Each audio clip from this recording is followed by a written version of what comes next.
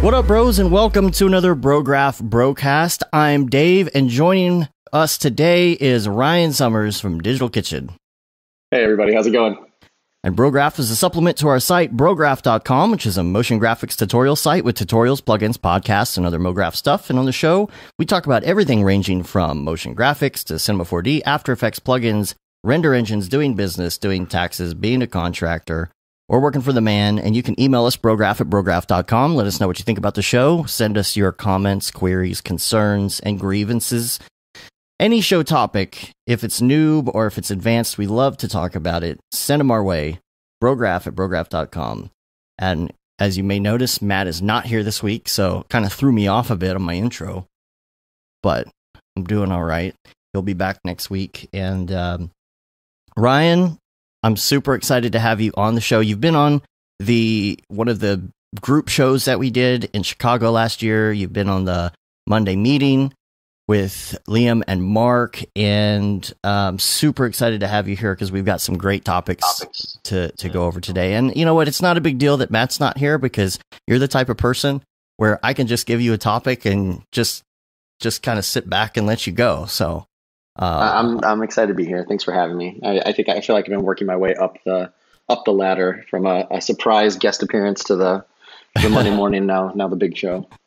So hopefully we don't have any issues with Skype or anything. If we do, we'll work it out. We had some Skype problems before, but we've had a really bad streak of bad luck. If you probably noticed, the audio last week was just a mix from the YouTube channel because we had problems with the audio master files. So I'm crossing my fingers that everything's going to record right this week. Pray to the Microsoft gods. Yeah. So I've done that. I've redone all my stuff. I do have to say I had to give a salute to my Mac Pro this week because it has been hanging on, just doing one thing, and that was just encoding the show to the YouTube stream after the fact, just because I never moved all the presets over. But that Mac Pro has been sitting there on my bench for 10 years, and I gave it a salute as I shut down for the last time. For now, I'm sure I'll boot it up again at some point, but it's been decommissioned for now. There's probably a lot of other people out there in the same situation, right? Like everybody's been holding on, and everybody's making this slow slide over to the dark side. Yeah, so I've been on PC for a while, but it was just kind of out there, and I was like, man, this thing was a beast. You know, it lasted me. I bought it in 2009. And what else do I have here from the week wrap up? We've got, somebody in the chat, ZVerDDEJ, I don't know how to pronounce that, says, when are we opening up Slack? We'll open the Slack back up at the beginning of March for about 7 days. And other notes, I had Spider-Man got Best Animated yesterday. That was cool. Yeah, well deserved.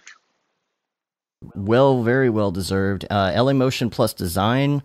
I had a lot of FOMO. I was watching all of the awesome pictures coming in on Facebook from everybody. Grant was there, said to check out Min Shi from Elastic, who worked on the the Doom Patrol titles. So I'm going to have to hopefully check that out. I don't know if they're going to be putting any of that online to watch. I hope they do, because I saw Jules and Andrew Kramer and Beeple and David Ariev and everybody, Bart and Damer, all having a good time. But the big topic from this week, I guess, would be Chris Schmidt leaving Grayscale Gorilla. And it's like, wow, that's unexpected. Yeah, I think haven't seen anything. We saw the whole industry kind of just shoulder shrug, kind of like, what's going on? That came out of nowhere. I mean, I feel like it's a huge deal. I mean, it's as big as of a deal as them signing up Chad Ashley, right? Like that felt like a huge level up in terms of, you know, the type of people Grayscale Gorilla was addressing. But I mean, Chris has been there from the beginning, you know, I mean, from the early kind of like sit down for an hour and do as many tips as you can to going from like fairly small kind of scripts and plugins to him and his, I think the biggest thing that I'm frustrated about is that people aren't talking about the fact that it's Chris and his brothers. You know, it's the whole Schmidt clan, right? Like Right. I'm sure that they have a whole set of like kind of other people working on programming and other stuff. But in my mind, and I'm sure a lot of other people's, Chris was kind of like the heart and soul of the ingenuity and the kind of Nick going from his just curiosity to the industry and tools and techniques to all of a sudden being like a full blown real company. So I'm sure Hmm. there's plans, and I'm sure Chris has something amazing coming up too. That he he's a really important part to how people work in Cinema 4D. Whether or Yeah. not people really realize it or not, like the kind of I feel like every program or every software has like their kind of like one or two people that changed how we work in it. And if you look at like Lloyd Alvarez for AE scripts and all the the people that work on scripts for AE, it's kind of amazing to think that there was a time where there was barely anyone making scripts or plugins or even really talking about workflow. There was Tim Clapham. There are a couple other people that probably don't really do that much anymore in terms of like tutorials and new techniques and new tools. But Chris is like one of the first ones before the explosion in C4D and Maxon. So I'm excited. I'm excited to see where it goes. I mean, I'm sure they're not going to stop programming. Like that's, Oh yeah, that's for sure. but I mean, I think it was Yeah. 9 years. They said 9 years is a really long time to stay at one place and Hmm. to see it go from, if you think of like the startup world, like that's a long time outside of like 3D, but just in like a business to go from, some friends working together to, having one of the most dominant kind of companies servicing the industry. So it makes sense that it would be, it's the next step for them. But I'll be excited. I applaud them for all the work they've done up until now, and I'm really excited to see what they do because it's always it's almost like Cineversity, like all the stuff we get from Cineversity and all the kind of Maxon Yeah. USA tools. I'm really excited to see kind of what's next. And Grant said in the chat that Chris just replied to his tweet saying he ain't done Oh no, teaching there's yet. And his brothers, you don't really hear much about his brothers because they're not on camera, you know. But they all work so well together, and we can't wait to see what's in store. I did talk to Chris on the phone and wish him the best, and can't wait to see him at NAB. It's going to be great, hanging out with everybody and drinking lots of whiskey, of course, as we do. Are you going to NAB this year? we'll see. I've been for traveling for Digital Kitchen quite a bit last year and this year. I'm actually in Orlando right now. I'm on the back end of like a LA, Vegas, Orlando kind of work trip. So if the schedule works out, definitely. I think I've gone for like the last 8 or 9 years in a row. Some years didn't plan on going, and then at the last second, like last year, I wasn't going to go. And a buddy of mine was doing, I think like 5 or 6 different talks at Post Production World, and at the last second had a death in the family, couldn't go. So I got drafted in like the week before to kind of help do some of his talks. So we'll see. I have plans to go if I can, but we'll see how the schedule works out. It's hard not to miss it, especially man after last year with the Sunday night kind of whatever you want to call it, Oh, the motion the meetup. mashup of Yeah. all the studios kind of putting a show together, that you could almost get away going just like Sunday night and then spend one day on Monday and you'd be good. Everything got consolidated into those two Yeah. two nights now. Except you don't want to miss that Tuesday night Max on That's pinball true. party. That's true. Though. That's a tough draw. It's a good 3-day event. Yeah. But the tickets for that Sunday meetup are now on sale. They're Right. free, but you still have to sign up and register. I think there's only about 350 spots. And I think they said free drinks, and there's going to be food available. That's going to be awesome. That's like the night. That's when everybody flies in for the most part. Matt and I will be there a little bit early, getting ready to go, but most of the people fly in because they're going to go to the show starting Monday morning. So everybody's raring to meet up, and that's really how it started. It started as a few people hanging out because everybody was just showing up for the show, and it just got bigger and bigger. And 2 years ago, it was the Grayscale guys and School of Motion guys, and a few more people, and then Matt and myself. We fit in one booth at that place, and then I don't know if it was the same place. I can't remember now, but now it's that was Yard House where we met up, and now it's just like, gosh, how many people showed up last year? It was insane. So really looking forward to that, and you're there for Keyframes, and who are you technically with down there right now? I got in a couple days ago to do some work stuff, but there's a ton of people. I think it says a lot about the industry actually that the LA Motion Plus thing could be going on, and then like a day or two later, on the opposite coast, a fairly large gathering of people can be happening like in the same time. But I don't think there's anybody from Motion Plus coming over here. But there's a lot of guys in the kind of motion design education world. So Joey's going to be here, Chris Doe's here. The guys from Workbench will be here. Nice. There's a whole bunch of other Aaron Stern. I think EJ's here, and then a whole list of other people. I think Kyle Hamrick, Haley Akins from England from Motion Hatch is going to be here, and she's doing I think one of the two keynotes, which I'm really really excited to hear what she has to talk about. Nice. But yeah, I'm interested to see what the crowd is because it's the first time they've done this conference. So I think it's definitely aimed at animation and kind of skill building. There's some kind of like entry level stuff, but there's some higher level stuff as well. I wish I could have gone to Motion Plus because it kind of feels like it's in that spot right between Blend and kind of an NAB where it's fairly technical, but there's people that are kind of talking more about big picture stuff and not just, the normal tools and techniques. Right. I know EJ is in Florida right now, I think, and David Brodeur, because he lives there. And Matthias from Maxon is there as well. So if you see them, tell them I said hi. So if anybody's going, is there somewhere they could find you if they are going to be in Florida? I think tonight there's a Universal CityWalk meetup. But then I think Tuesday and Wednesday, it's pretty jam packed. I think there's like 3 full tracks of different things you can go through. So even all my talks are on Wednesday. So on Tuesday, there's so much stuff even I want to see that I had to make some hard choices on which ones I was going to go to and which ones I would have to miss because they've got 2 or 3 things going on at the same time. But I'll be floating around. I mean, it's always the easiest way to get a hold of me is just if you reach out to me over Twitter or DM me, I can always find a way to meet you or talk to you or whatever. I'm pretty easy to get a hold of and access. So we did hear from you at the Chicago half-res show that we did, and I know you talked a lot on the Monday meeting, but just for those who are hearing you for the first time, can you give everybody a little bit of your background? Yeah, so I've been around for a while now. I'm right now, it's probably best to go backwards. It's probably the easiest way. But I'm a creative director at a company called Digital Kitchen. We have an office in Chicago, LA, and Seattle. I've been open for a long time, I think over 20 years. But I do a bunch of different things there right now. So we do really, really small jobs, like title sequences and TV commercials. But then we do a lot of bigger, weirder things too that take kind of motion graphics and animation into other spaces. So right now I'm building a giant hotel in Abu Dhabi based off of a movie studio that isn't Disney. And there's tons and tons of motion design, including stuff that has to do with kind of like VR, MR, AR stuff, plus traditional kind of, motion design, animation, live action, all that stuff. Before that, I was actually in LA for about 8 years. Most of that was spent at Imaginary Forces, but I freelanced also at places like Blur and Royale and Oddfellows. And then before that, I have a whole weird history of working as kind of, I did animation on slot machines. I did direct-to-home video stuff for full-on strict character animation. I did documentaries, video game design. So it's a long, probably 10 years to get to where I basically was starting as a motion designer.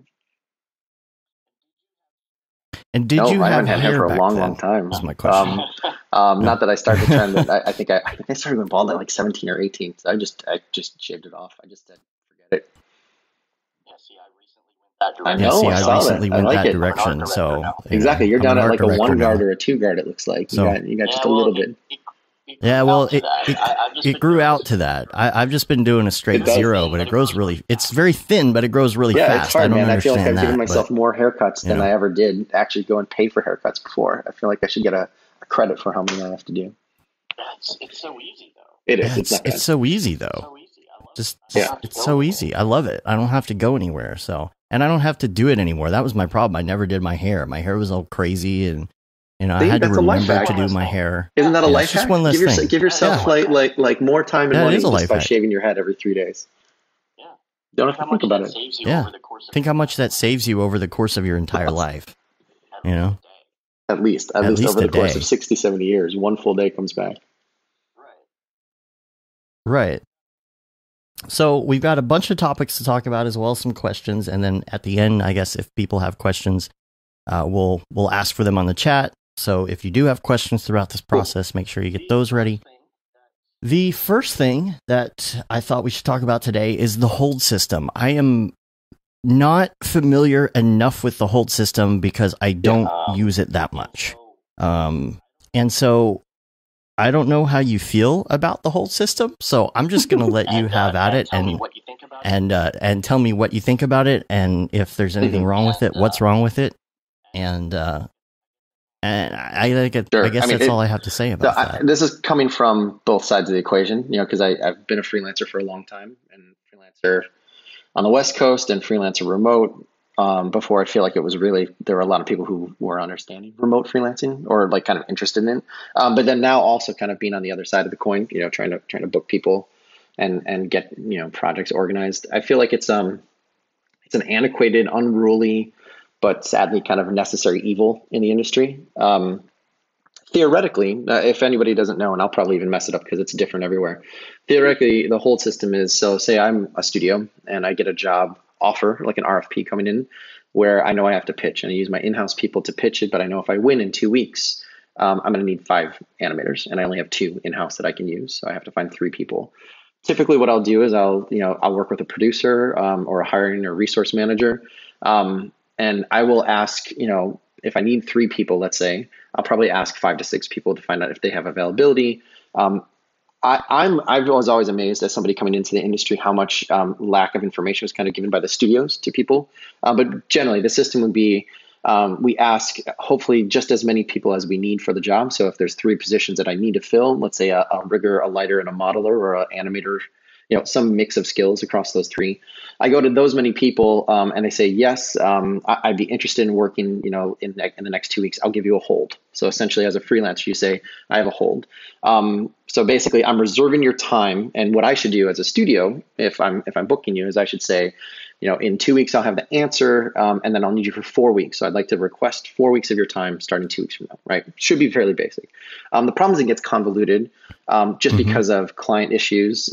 Sometimes you think a decision is going to come in 2 weeks, and then it gets pushed by a week, or, whatever it might happen. The real big problem, though, is that there's a lot of kind of unscrupulous behavior, I think is the best way to say it, on the studio side. I see it sometimes with larger shops that have multiple jobs. Shops that have larger pipelines, so like a visual effects studio or somebody who's doing multiple projects within one kind of job. So let's say they're doing McDonald's commercials and you have 6 of them. So what ends up happening is I use this term all the time. You find out people are spam holding, like they're essentially going to every person they can kind of in a geographic area, and they just say, hey, we want to book you. And they don't say that they're trying to talk to like 15 or 16 or 18 people, and they might hold 3 times or 4 times multiple of what they actually need. I think that stuff is bullshit. I'm sorry if I hope I can swear on Brograph. Yeah. I think that stuff's bullshit. I also am really amazed by the lack of kind of like personal touch when people try to hold people, whether it's whoever it might be, producers, hiring managers. A lot of times there's very little information given when you go to book. I was always amazed when I'm like, well, you said you needed a C40 artist, but what do you need? And they're like, oh, we just need somebody who can do 3D. And initially, that's almost always as a freelancer kind of a guide to me that like they don't really know what they're talking about, or the project hasn't really been determined, because like we all know now here, 3D can be anything, right? Like, do you need a modeler? Do you need a lighter? Do you need an animator? Like even now, more so, like the permutations of Octane, Redshift, Corona, X Particles, Houdini, like 3D artists can mean so many things. Is it traditional motion design? Is it animation heavy? Is there character work? I might have to be doing something that's going to go out, through Lottie to actual real-time interfaces or whatever it might be. If you ever hear that, I always get frustrated. So what I end up doing on my side is I try to talk to every freelancer that I'm potentially reaching out to. So I normally will write up like the description for my producer or the hiring manager. And then once they know that there's a certain amount of people that we can talk to, I try to get on the phone or do this, like a Skype or a Zoom meeting, just to find out, like, are you interested? Is there something here that you can add to besides just kind of like the button pushing and getting the work done? But I don't think that happens too much yet. I think that probably will happen more as we start doing more and more remote freelancing, and less just like, hey, I'm calling you to come into my office. But I think as a counter to this, freelancers are starting to protect themselves. So you hear, every book and every description, people say, take the first hold for yourself. You probably heard that before. And most of the time that normally just means anyone who calls you, whoever it might be, you tell them, hey, I have a challenge. That's where it starts getting weird. So if you aren't doing this whole first first hold kind of insurance layer for yourself as a freelancer, what would normally happen is like, let's say as a freelancer, you have a hold with me at Digital Kitchen, but we haven't booked you yet, right? Like the 2 weeks has not happened to where I can say, yes, I can hire you because I haven't been awarded the job at Digital Kitchen. But in that meantime, in that 2 week window, Oddfellows calls you and says, oh man, we need you right now. We'd love to have you tomorrow, and we have the job. If you had a hold already kind of standing with me at Digital Kitchen, it's kind of the obligation is for you to call Digital Kitchen and say, hey, I have a challenge. Can you book me now? What I like to do as a freelancer is I say, not just can you book me, but can you book me and match the time that this other studio would use me? So typically what happens is you have 24 hours to kind of just resolve that. So like if I was the freelancer, I would have to call Digital Kitchen right back and say, hey, someone's challenging for my time. Can you book me now? Can you book me for my rate? And can you book me for the time that Oddfellows was trying to book me for? If not, then the first hold is let go. And then the second hold basically moves into the first hold spot, and it's their chance to book you. Even that description is convoluted, but it gets even crazier when you have people, sometimes freelancers, like they want to work on a good job. So they'll hold 2, 3, 4 holds. And then instead of them being kind of in order, a freelancer will wait until they get enough information. It might be a day rate thing. It might be who I get to work with. It may be the type of project that you want for your reel. And then they'll kind of evaluate the whole landscape if they can get the information as quickly as possible. And then they'll just kind of pick. So instead of honoring the first, second, third, fourth, which I don't really blame anybody, if you were doing one kind of average thing and it was an explainer video and it was just, you versus getting to work with 4 or 5 other people on a title sequence, I get it. Sometimes people don't want to, pass on the good job. But I don't know. I feel like in the last, I haven't been in the industry forever, but for the last 5 or 6 years, the honor system has eroded a little bit, and everybody's trying to protect themselves. Studios trying to protect themselves. Freelancers try to get the best deals. I don't know how all your listeners, that was a long description, but what everybody thinks of it. It gets confusing. It takes a long time to talk it through. And then the other thing that's weird is you find out like different geographic areas, like studios like in New York kind of handle holds slightly differently sometimes than studios in LA. If you ever get approached by, studios internationally, they may not use the hold system or have a totally different system. It's really weird because it feels like it's the kind of thing that, app development or some type of like life hack productivity tool could be created to kind of manage all of it, where our industry is not that big. But at the same time, I don't know if everybody wants to be in like one collective database exposing when they're booked, when they're not booked, what their rates are, what their communication is. So it's one of those things that like it kind of also adds up to the whole idea of like why I think our industry will never be unionized, is that as long as there's enough work and there's enough people available to do the work, your ability to kind of move up very quickly and charge what you want or have your flexibility when you work, it's so much greater than like some kind of system that would be kind of instituted across the whole thing. Yeah, I'm kind of at the point where if somebody calls, and this is something I think we talked about a couple of weeks ago, I think it was Dan Marino. I'm at the point where, because we do have multiple people here, and then we also have like an intern and we have a bunch of contractors we can contract out to if needed, we kind of treat ourselves a little less like contractors. Right. And so what we're doing is if we get 2 people call us in one day, we just say yes, because we're going to be able to manage that somehow. I think that's kind of what a lot of contractors are doing now as well, because, typically your day is 8 hours long. Yeah. Right. So if somebody comes to you and they have something that they want you to do that day and you're already booked, it's like, you can kind of say yes, because if you want to, it's your choice. You can work another 8 hours that day, and make it a 16-hour day, or, do a day's worth of work in 6 hours like you do, and move on to the next thing. Do you think that there's a change coming? Do you think people are just going to give up on that? Do you think that the system's going to do you think it's going to disappear just because of how it is being taken advantage of? I think we're in the middle of the change right now. I think it's one of those things you can't see until we're back on the other side of it. But I feel like there used to be kind of a fairly natural lifelines. Like you go to school, you go out and you freelance, you become a staffer somewhere. Eventually you either leave and go to freelance or you start your own company. And I think that whole model's kind of like blown out of the water lately. I think you're starting to see all kinds of permutations and stuff, right? So you might have more of like a print design shop where there's just 2 amazing people. Maybe somebody's great in the room with clients and they kind of do the the biz dev and the kind of like client interaction, and then somebody else is kind of doing a lot of the actual kind of animation and design. You see that in like the print design world still. That's kind of an old model there. I think you're going to start seeing way more collectives where people are kind of loosely connected together, but they're not under any kind of like contracted LLC S corp kind of like real business where they're physically actually partners financially. And then I do think you'll start seeing more kind of smaller groups of people start very specific types of motion graphics companies, and they basically pass work back and forth to each other, but as real companies, like physical companies, right? Right. So you might have people who are great at motion design, and then there's other people who are great at, I'm talking about like 2D kind of flat motion design. Yeah. But say a job comes in where, a proponent of that is more 3D. You may have a partner company that you kind of, work with, and you trade work back and forth to get everything done. I think you're going to see a lot more people who, as they move their way through the industry, become creative directors, and they start getting relationships with multiple collectives or smaller companies. So as they go out, kind of like a repped creative director, you see somebody like Colin Hesterly has done something like this before in the past, where he's repped with a director's company, a director's rep company who helps find work, goes to the directors go out and pitch. And then if they win the work, they align themselves with the studio, for that job, but they might not always work with the same studio based on the job or that studio's availability. I think it's going to get much more complicated, but there's going to be a lot more opportunities for people to work kind of like the way they want to, or with the relationships they want to, and at the like risk level that they want to, right? Like that old model of like working somewhere freelance, becoming staff, or get enough experience and then go out and take a client with you and start your own company, that has so much risk. And as the world changes, where it's a lot easier to do stuff, through, as clients start getting used to doing Zoom meetings instead of having to fly somewhere, or, a Skype meeting, and as more people in the agency world and client world get used to communicating daily through things like Skype, we all do it all the time. We already know this works, we've proven it.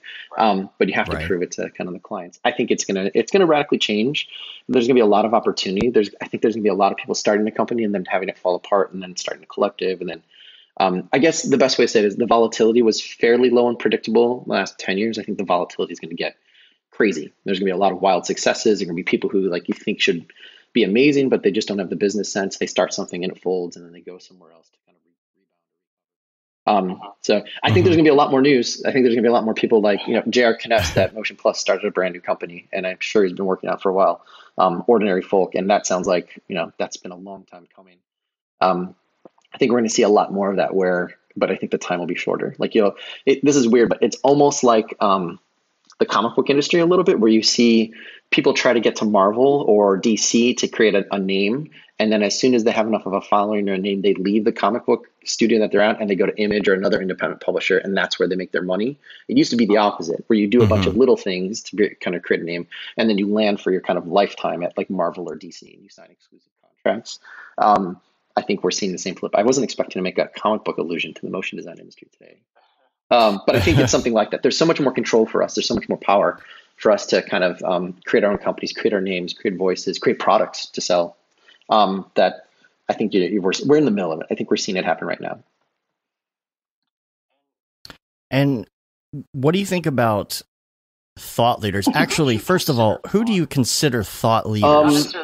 Not necessarily our industry, or maybe both, but who would you consider? Like Gary Vee, or I don't know. I have a big issue with like the whole thought leadership industry within a very small niche industry. I love, and I've always been a proponent of people who are always making product getting a chance to become the product, right? So someone like Chris Do, who's been around for 20, 25 years, carries the authenticity, but carries the authority more than anything to be able to talk about the business world.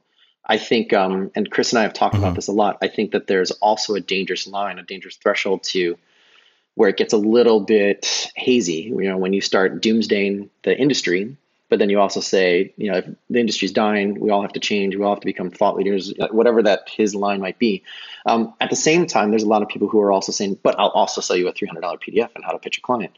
And he knows that. I mean, I think Chris is amazing at kind of setting a small fire and taking 10 steps back as it gets to be a larger fire, and then pointing like, look, there's a fire. Like, he's very good at that. And I think he's taking advantage of it. And I think he's doing a really great thing for a lot of people who would not have access to art-centered level education. And I'm saying as somebody who literally, his previous partner before he switched to the future, I helped his partner who worked with him create kind of a podcast and a brand doing just this, but around kind of like design. So UI, UX, website design, that kind of stuff. And Chris kind of teamed with him and started taking this model. So it's something that's been brewing for a while. So someone like that, I may have issues sometimes, about how they do or what they do, but I fully applaud like the fact that they're doing it. I think that there's an epidemic kind of the VC funded kind of life hack, hustle culture. I always call it the hack hustle hype culture. There's people who are getting starry-eyed by these 1, 2, 3, or 4 people that are out in the industry talking to everyone, not just our industry, kind of selling this dream of, the jab hook, the whole thank you economy. Like, I get it. And I think that that's there. And I think it's really good to go after that. But I feel like there's been this weird permutation of pulling away from what this industry was about in terms of being able to express art in a very commercial world to this is how I actually go and create my brand and create my passive economy lifestyle, my passive work-life balance. So I think there's good in it. I get tired of it sometimes when it's very obvious that that's the goal. Like I'm going to try to create just a little bit of notoriety so I can kind of take 2 steps back and have people pay me to go and find more people to pay me. It gets very kind of like pyramid schemey. I think what it really comes down to is like transparency and authority for me. Like if you have authority and you have 25, like if Michelle Doherty, all of a sudden started doing YouTube videos about her experience as a creative director for the last 20 years at Imaginary Forces, I'd watch that stuff all the time. I'd probably buy classes from her. When I forgot his name, Division 5, when he posts something, right? He had 3 or 4 YouTube tutorials about building demo reels and kind of talking about stuff, and then on how to work. And then he released 2 projects. Kerry Smith is his name. When he released 2 products on Gumroad about creating style frames, instantly buy, right? I'm doing style frames all the time. I'm not necessarily the person you think would have to buy it. I buy it in a heartbeat because he has the authority. He has the track record of doing it, and he has a really interesting, unique take on it. I love that stuff. But I feel like, I don't know. I feel like we're the thought leaders that currently are around in the industry. I feel like I'd love to see the people who they thought were thought leaders, and I'd much rather listen to those people. Like I tell people all the time, Ash Thorpe is amazing, right? Style-wise is amazing. Starting the Collective podcast, wonderful, kind of, before everybody else was doing it. Learn Squared is great. But I'm more interested in finding out about the people that inspired and drive Ash right now, like, than I am about seeing Ash's process. Like when I see his work and you can see the 3 or 4 kind of people that really drive him, I want to find out more about those people and what they've done. Because the other big thing I think in this industry right now is that it's a huge echo chamber. I think that when you see one thing that becomes popular, and it's not just clients asking for it, it's us too, like the artist. When you see one thing become popular and you see all of a sudden tons of people follow him, and there's millions of likes and there's tons of conversation about how this person's the next kind of like genius, then all of a sudden you see a million things that look like it, and it waters down that kind of genius, or it waters down that thing that you thought was amazing. I'd love to see more and more people dive into, I've said this a bunch of times, like study the people that Ash studied and figure out why those things speak to you, rather than just study Ash and make his style over and over and over. It doesn't really do you any service. And there's nothing wrong with learning. Like there's a big distinction. I think there's a really great slide from Beeple at this Motion Plus thing where, there's nothing wrong with learning. There's nothing wrong with like maintaining essentially like a sketchbook, right? Like working on stuff, but trying to create a brand and trying to create an awareness based off of you emulating someone else's stuff is not very sustainable. But figuring out what your thing is and what your, Nick Campbell shiny sphere thing is that you can then go and kind of build on top of that's great. But I mean, this could be like an hour and a half, 2 hour long discussion. Right? It's never ending. Well, that's the thing, is it gets saturated because everybody all of a sudden is doing dailies that look exactly like everybody else's, and everybody's essentially copying each other. But like you said, you want to know who those influences on those people are. If you look at Beeple, for example, there's nothing wrong with emulating a style in order to figure out how to do it. Because if a client comes to you and they're like, well, we really like what Beeple does and we want to do this thing that kind of looks like that, if there's a reason for it, I understand that. Or if you're doing it for practice, I understand that. But then you're all of a sudden kicking out, Beeple knockoffs every single day for a daily for 2 years on your Instagram account and just getting a bunch of likes. Does it help you in any way? I don't feel like it would. I mean, this is such a loaded conversation, and it's a conversation that hasn't stopped, for like 2 or 3 years. Right. But I think for me, the dividing line, like, there's a difference between technique and voice, right? When you look at Beeple's stuff, that I think some people are attracted by Beeple or Ash because they do make beautiful images, right? Like you cannot deny the fact that they make beautiful, arresting images that other people fall in love with. And I think that there is, just as an artist, or especially in our industry, a technician who is they see the allure of the art and they don't understand why or what it's doing, but they know that it affects them. But then they see this kind of like, I don't know, this kind of drug of everybody else liking it. And all of a sudden they're like, oh man, Right. like I think this thing is affecting me, but then look, it's affecting tons of other people. So if I could figure out how to make this thing, then I'll also have the same thing. But the big thing about it is like, there's a difference between learning the technique of how to make, a hexagon sphere explode in C4D, and then the reason why and how something Right. really interesting or new can change the discussion. So at a surface level, I totally understand wanting to learn the technique, right? That's great, but that's not something you have to necessarily throw on an Instagram every day, unless you're looking for feedback, right? Like if your question is, hey, I made this thing, I love this artist, how am I not getting to where they're getting? Can you help me? That's a great discussion. That's a great thing to have. But the amount of like social media posturing that happens is kind of disturbing. The other big thing I'll say is like, no one's hiring anyone to do that stuff, right? Like I feel like 85 to 90% of the stuff you see people posting on Instagram or wherever they're posting it, that's just like the one-a-day stuff. Like even at the Beeple level, there's not a lot of clients that are saying, give me what Beeple does, but I don't want to pay him. Like there's a limited kind of set of that. For Beeple, it is because that's his voice, right? Like Beeple's the equivalent of, again, like a comic book artist or an illustrator or a music video director.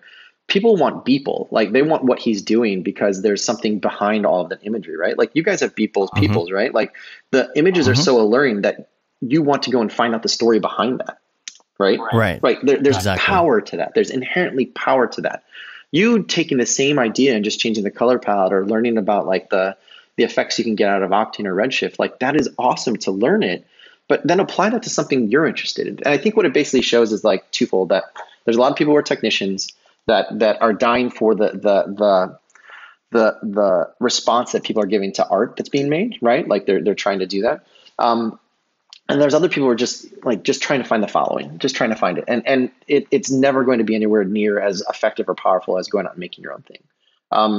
So I don't know. There's the art side and the tech. What exactly does getting 100,000 followers do? I mean, it makes you feel a lot better in the morning when you open up Instagram and you see, 100 responses. I'm sure it's that, but and I would say in some industries it really does make a difference. Like I've seen everybody joking around about like showing your cleavage while you're playing video games or whatever those things might be, or there's an industry where being able to get people's attention is incredibly powerful, whatever it might be. If you do really incredible memes, right? If you have the ability to go viral every fifth thing you throw up on Instagram because of it's humor, like that does have power and that does have currency. But I think in our industry, I've never had a moment, and I've had to hire so many freelancers over the last year or two. I've never had a moment where I've hired someone because they have a certain amount of followers or a certain amount of likes. And I know that there's all this pressure. There's imposter syndrome. There's inspiration paralysis. There's a million other things out there that are affecting artists and people who are in the industry every day. But I hire people because they're doing something interesting or they're doing something that I feel like I have an opportunity that if this person who's starting to do something interesting gets to work on this client or this project, they're going to level up, infinitely more. I just hired a guy who, I teach at Brograph Mentor, and I'm going to set up a class at School of Motion in the next year. I have a guy who I taught at Brograph Mentor about a year and a half ago. He's older. He's been around for a while, and he's been trying to push his design style. And he went to learn Squared. He's taking Nikhil's class today or now. But over the course of a year or two of like teaching him and working with him, and then just as a friend and as a mentor, helping him like move through, I hired him for a really intense project a few months ago. And to see him level up so quickly in a short amount of time when he's under the pressure of being on an actual real project with deliverables and clients requests, and those really fast deadlines, like it was amazing to see. It was amazing to see him go from, where he was here. And I'm at the point now where it's like, anytime I have a job that's within his voice, within his style that he's developing, he's my go-to guy now. That would never have happened just from randomly picking somebody off of Instagram because they have a lot of followers or likes. Oh, you don't know how they work or anything else. And I know that some people do look at that following, and it's kind of a toss up to me because, I listen to people like Gary Vee who say, you've got to have quantity out there. Now, he's not necessarily talking about motion graphics. He might be talking about quantity of, your Instagram feed if you're some sort of influencer or one of those other D-bag words that I don't like. But when you're creating content and you're putting it out there, it is about quality. And so I'm trying to figure out what that balance is. Maybe put out quantity of quality stuff, meaning don't put stuff out every day just because. Maybe put stuff out every week. And after 52 weeks, you will have a quantity of 52 things if you want to go that route. But at least it's going to be something you spend some time on instead of trying to just throw something together just because. Yeah. And I think it distorts reality, and it puts a pressure on people to do some fairly nefarious things. It creates this kind of human behavior. Like the amount of people I've seen like copying and stealing and ripping off feels like it's just further escalating as more and more people start talking about the like pressure to have followers. But I'm watching the chat, and I'm talking specifically about motion graphics artists who are going to get hired by a studio to accomplish a project. If you're talking about a designer who is being looked at to help redevelop a brand or create a campaign that's different and has some notoriety, then of course it makes a ton of sense that like if I hire an artist that's working in kind of the art gallery world to help put a new spin on Reebok, then I can totally see an agency saying, hey, we hired this person, they have this many followers, they just had this gallery shown, and they've been written up on 3 websites of tastemakers. That totally makes sense. There's a world where that happens for sure. But I'm talking about the people who are living firmly in the world of like watching people, seeing his one-a-days for a decade, seeing other people and saying like, I want that. I want that notoriety. I don't think most motion design artists are looking to have their designs be put on T-shirts at a fashion week runway show. Right. Like I don't Right. think that's what most people are chasing people's likes for. If it is, then great. Yeah. Like there's a lot of techniques and a lot of things to learn about doing that. But for me, I'm more interested as somebody who's hiring people for fairly high profile projects, for very deep projects with a large pipeline. Like I'm looking for people who have a story that they're trying to tell or have a vision about their art, that if I can help them by giving them the opportunity by working on a project that's way bigger than they would normally have access to, or they have an art style that I can help, craft a story with for a brand or for a client, then that's what I'm looking for. Does that mean that I spend a lot of time on Instagram looking at people's stuff? Absolutely. But I'm not looking at the trending people. I'm not looking at people who have like tons of followers. I'm down in the weeds looking and seeing what people are doing, people who comment on other people's stuff and have questions. So Instagram is definitely important, but I don't think it's important in the way that people kind of have this fear or paranoia of. Yeah, that's what really gets me about. Like, first of all, I think Instagram is probably the least, how do I put this? The least time wasters for me anyway, because if I'm on Instagram, I'm just floating through some pictures, seeing what everybody's doing. I don't really stay there too long. But I do see that those people that are on that level of they're trying to trick the algorithms and all that. You post like a photo of you and somebody hanging out at a motion graphics event, and the comment is, wow, that renders hot. And you're like, what? Because they're just throwing out garbage. I don't feel like there's any value in doing that. What are you aiming for? Well, I mean, it all goes back to like what's your goal, right? Like that's why I think like this obsession with kind of like Tim Ferriss, Gary Vee, and the whole litany of other people, and like Chris Do kind of ventures into that territory by trying to post YouTube videos that mention Casey Neistat or Peter McKinnon, in the title, and it has nothing to do with like the job. Like I get that, but to some degree, I feel like so many more people are now. That kind of impetus is now there's this like wave that's crossing over the entire industry saying like, I have to do that too. I have to feel this pressure that I have to compete. There's something about like Instagram and social media and even like Slack and all these other places that it feels like you're doing something, like you got work done today if you spend enough time doing it, right? Because like you feel like, oh, I posted here and I did this and I talked to this person and I made this effort. But I feel like it's, I call it cheap heat or fast food kind of like social media. because it makes you feel like you did something, but as soon as you've done it, it almost goes away just as fast, right? Like it goes through your system, but you feel like you've done something, that your body is processing something. Versus the really difficult task of being like, I'm going to design 3 logos this week, or I'm going to come up with 5 style frames for a spec project, or I'm going to animate something that I have no idea what it's going to do for me if I do it. That stuff's hard. That stuff's really difficult to like sit down and do it. Like I tell people all the time, like instead of doing dailies, I'd much rather have people do weeklies or monthlies, where have an end goal, right? Like there's nothing wrong with dailies. I say it all the time. Like I think it's just more like, that's a sketchbook. Then that's like a great place for you to learn stuff and ask questions and create community between people. That's great. But if you want to have something that's going to have impact and show off, say at the end of the month, you're going to have a 10-second animation, and every 2 days post your progress on it. Post like, oh man, I started drawing for the first time and I've never done it before. These drawings are awful, but can you tell what I'm trying to say? Can you give me some feedback? 2 or 3 days later, post your first kind of wireframe play blast of 5 shots together. Like show people that process. People will fall in love with behind the scenes for a short way much more than just here's some pretty pictures. All that does is create envy and jealousy amongst people. Or it creates people doing exactly what you said, like what renderer, like first, what render, like that stuff. Like I could care less about those discussions. Like there's a quality of discussion like that you're looking for to kind of generate if you are going onto Instagram as a way to promote yourself to find more work. And I feel like there's easy changes you can make in kind of like your social media kind of philosophy or your kind of like marketing branding agenda as an individual freelancer that can make a big difference. There's people that like you said that come on and watch a video and get on Instagram, or like you said, the first thing they say is, okay, what render engine was that? Because I'm going to make this thing with this great storyline and this great composition and all that if I just could buy a $300 copy of Octane. And then there's those people on Instagram that you look up to and you don't see any of the behind the scenes. You don't see the struggle. You don't see them messing with something for freaking 12 hours because it wasn't working. And then they just realized that, there was, something ticked off in their Windows settings that wasn't making it not work. You don't see any of that stuff. And I feel like if you're posting online and you're posting more of your process and you're talking about it more, that's more real.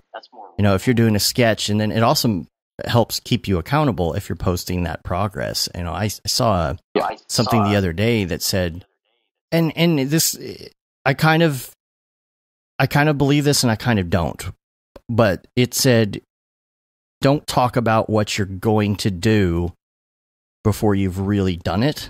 But I think that there's a balance in there, because I feel like if you're talking about what you're going to do, like if I say, this is what we're going to do on the next episode, then I've kind of made myself accountable for that, because, okay, now I really have to have this ready, because people are going to be like, well, you didn't do that thing, which I've not delivered on things before.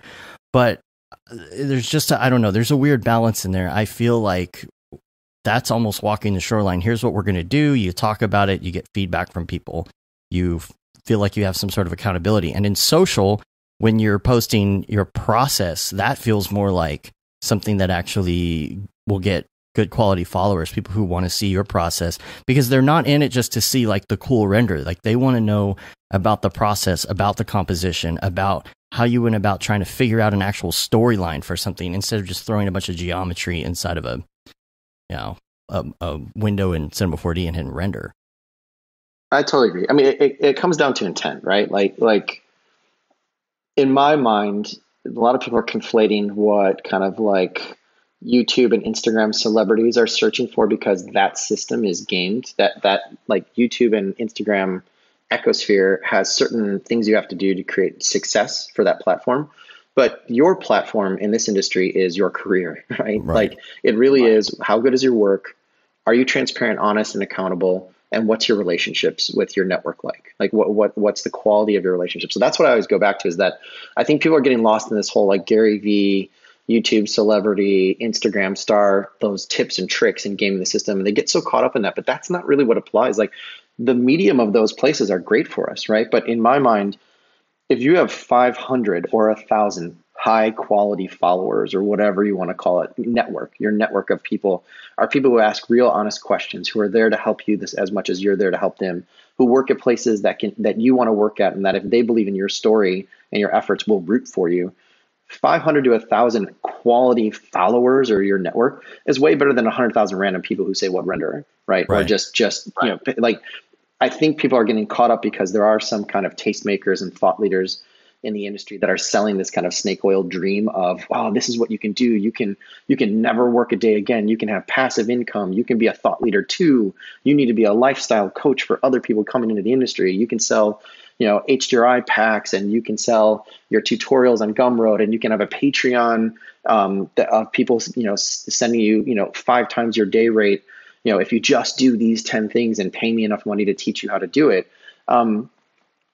I think there's a great idea to have supplementary income. I think passive income is great, but let's not put the cart before the horse that, like, you need a good career, you need a good body of work. People need to trust you, and you have to offer value to them in that industry, right? Like, no one's going to get excited watching you animate your stuff enough to where there's going to be 3 million people paying you $5 a post on Patreon. Like, this is just not that. The industry is not like that, right? Right. But that's not to say that you can't have. I look to this guy, Jake Parker. He's amazing. Comic book artist. He's done a ton of great stuff for Blue Sky early on in his career during like the Ice Age kind of films. And he has a great YouTube and Instagram where he does talk a lot about, you know, how to kind of create your own product and create your own following and talk about your own story. But he does it in like in a really organic way that has like real true relationships as the basis of like the beginnings of a network. And I feel like there's a lot of direct analogs for that into our industry, you know, specifically. The thing that actually helps me more is collaborating with people who are better than me. Without going into too much detail, I was working on a project last week with Phil, Raid Zero, who's in the chat now, and David Aryev. And we were bouncing things like off of each other all week. And just this project kept getting better and better and better. And I was like, I don't really like how this is going. What would you do here? And that bouncing off with people like that. First of all, I was working with Aryev, who the type of thing we were working on, it's very much in his wheelhouse. And so I'm like, okay, I have to prove that I can do this on one hand. So it made me work even harder. But that bouncing off, I learned so much in bouncing off and experimenting and making something happen last week than I could have learned just sitting by myself, just trying to do it daily. And to me, that's more important. So these social engines and all this stuff, they come and go. So I feel like that part of it is something that's kind of out here to the side, because you're still going to be doing motion graphics at the end of the day. You know, you're still going to be doing motion graphics if Facebook and Twitter and Instagram and everything went away. I think that also kind of leads into another topic, which is kind of flipping it the other way. We're talking about posting things for people to consume, but what about the things that you consume, and how much of it is even relevant, and how much of it is too much? Facebook. I mean, Facebook makes me crazy sometimes, but I'm still there. I mean, I think it's a great discussion. It's a great kind of compliment to all this stuff, right? So like what you put out into the world and what you take back in is really important, right? Like not in even just like a metaphysical way, but just like in a literal time management. What am I going to get out of this and what can I put back? I keep on going back to this whole idea, right? Like, I think the industry is too much of an echo chamber. We hear the same small percentage of people telling people what to do and where to go and what's right and what's wrong and what's good and what's bad. We see the same art styles constantly. You know, it feels like with the advent of 3D rendering, or with real-time rendering working on real-time rendering in another project, with the advent of GPU-based renders, right? Like Octane Redshift, all that stuff.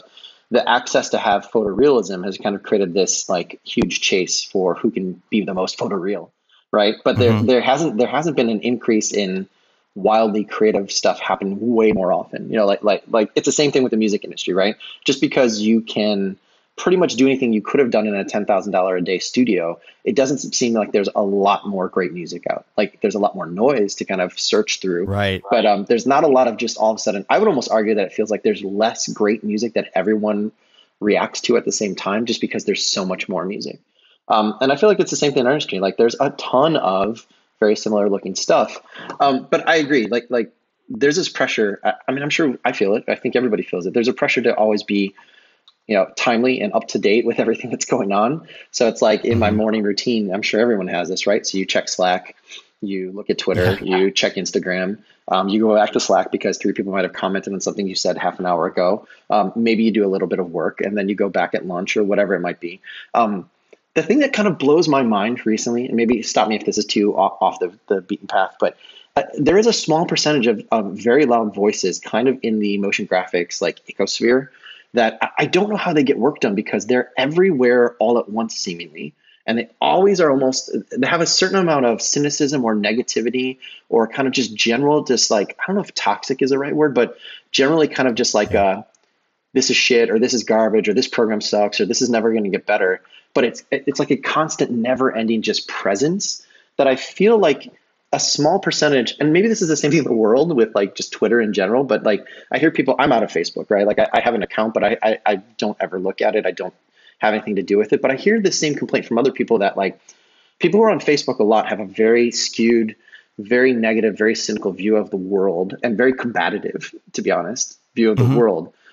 Versus people who I see who do other social media or just like they use social media casually to kind of stay up to the news, but they're not living it, right? Their entire existence and persona isn't tied into that specific social media kind of presence. And I feel like that's really like our industry is a really tight microcosm of that kind of social thing, right? Like there's just this omnipresent kind of just negative, shitty take on the world for motion graphics that I don't know about you, but I just feel like some days I'm like, I just want to disengage because I can't go to Slack or a beta forum for a software or Twitter or Instagram or something without like all of a sudden there's just like, why is there just like this negative feeling? Like our industry, for the most part, to be honest, has a lot of work to be done to it, right?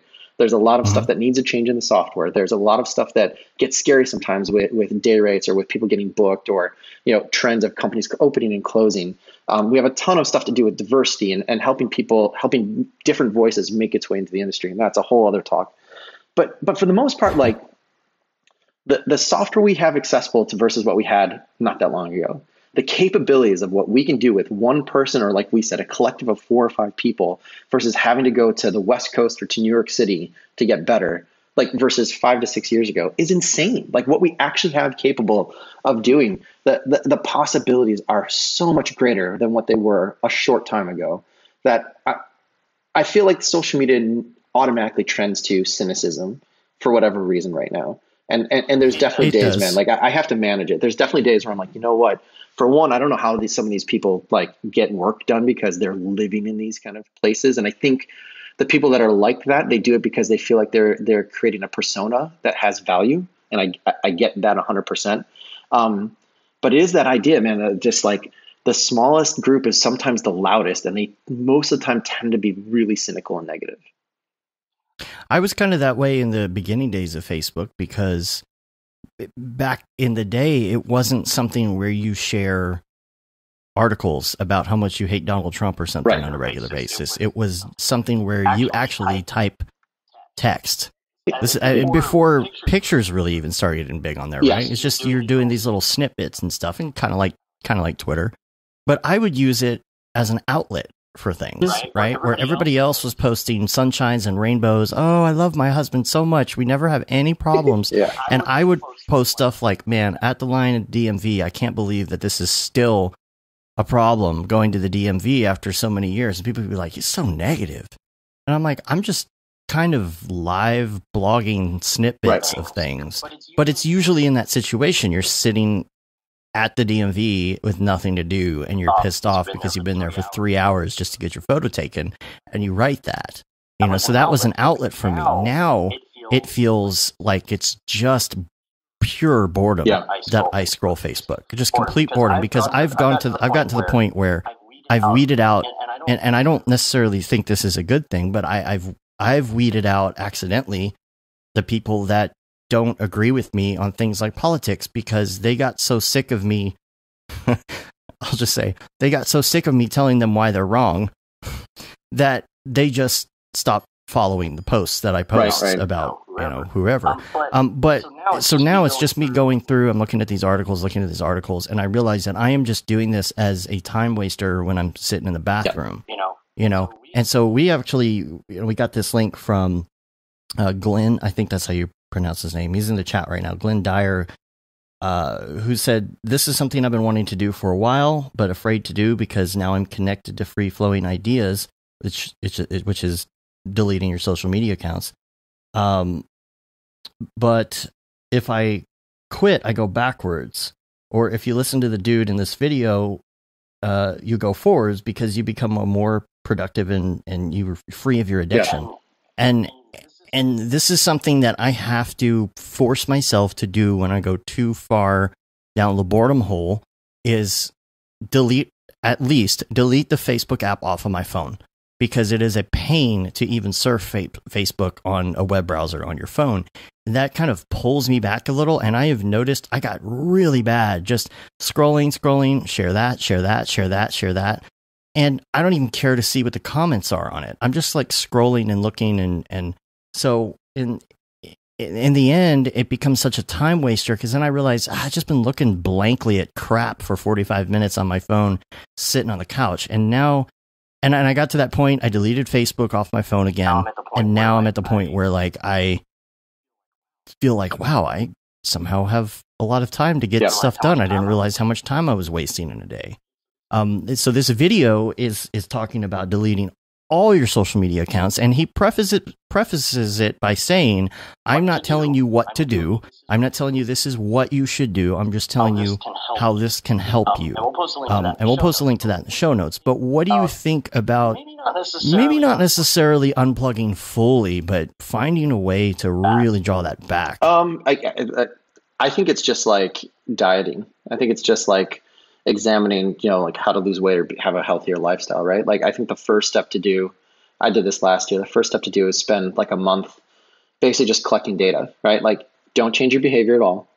Just find a way, whether there's an app or there's a physical thing, or you just set a timer. But for a month, just capture how much time you're spending on the various kind of ways you're spending your time, right? So if it's on Reddit, or it's playing video games, or it's social media, whether it's Twitter, Instagram, whatever it is, like, whatever it might be, right? Like, just evaluate it. And then after those 30 days, really look and see, like there's direct analogs to dieting or losing weight or living healthier, right? Like, you'd be like, oh man, like I didn't realize like how many carbs I've been eating. I've been eating like a pig. I think there's the equivalent to Facebook, right? And you're like, oh, but like I barely spend any time, like eating protein. And maybe that is interacting on Slack, a small private Slack, channel, not like MDA or necessarily even Brograph, but something where it's just, you and 50 people that are working on projects or something. Like, wow, I could put a lot more time into that, because I didn't do much of it, because it means I have to do hard work. But when I did do it, it made me feel a lot better. And then I think you have to make a plan. Like, there's some people who do crash diets, right? Like, there's some people who are just like, you know what? I'm cold turkey stopping everything. I have nothing but protein and water for the next month. I want to see what that does to me. That works for some people. Some people, you can't do that, right? Like, some people, it will lead to worse behavior. But I do think it's important to understand why you spend the time doing it, because I do think it's like that fast food philosophy, right? Like, sometimes you're angry, sometimes you're frustrated, sometimes you're depressed, sometimes you're mad. And doing that stuff as a vent or whatever it might be, it feels good. So I think it's like working out. I think you have to basically spend a good amount of time like evaluating what you're doing. I think we do it because it feels good and it's easy, right? Like, it's something easy to just kind of go through, just like one-a-days. But I go back to the same thing. I think lesser, higher quality interactions with people provide a lot more value. And I can give you two examples, right? So this time last year, I was getting really frustrated with just the kind of level of conversation that was going on Twitter specifically. I love Twitter. I live and die there. There's always great conversations, but I think with lots more people on it, the general toxicity of just society in general around that time, and then seeing things like Slack and Instagram and a bunch of other places, I changed the way I work, right? So I basically always looked at my Twitter fire hose, like just the stream of stuff that comes in. And I think I follow like around 2,000 people, and it was just getting too much. So I found out from a friend of mine that works at Twitter that, one, you can make Twitter lists, and in those lists, none of the ads come in it, right? So if you follow just a Twitter list versus your massive, all your followers, it's a much cleaner conversation. So I made a MoGraph, I think it's called MoGraph Monsters, like a specific Twitter list of the people I follow on MoGraph or in the motion graphics industry, right? Which has been great. And then I open it up to people. So if they wanted to have the same thing, you can follow it and you can also be included in it, which that was awesome. And then what that led to was me starting to do these open office hours. So partially because I didn't like Chicago hasn't been as like artistically driven and motion graphics driven as what I found in LA. I was finding that I was missing the kind of just conversations that I would have, like real conversations like this, but like in the office. And part of it is also just that Digital Kitchen, pretty close to when I started, we made kind of a right turn in terms of the way we staff and the kinds of projects we go afterwards.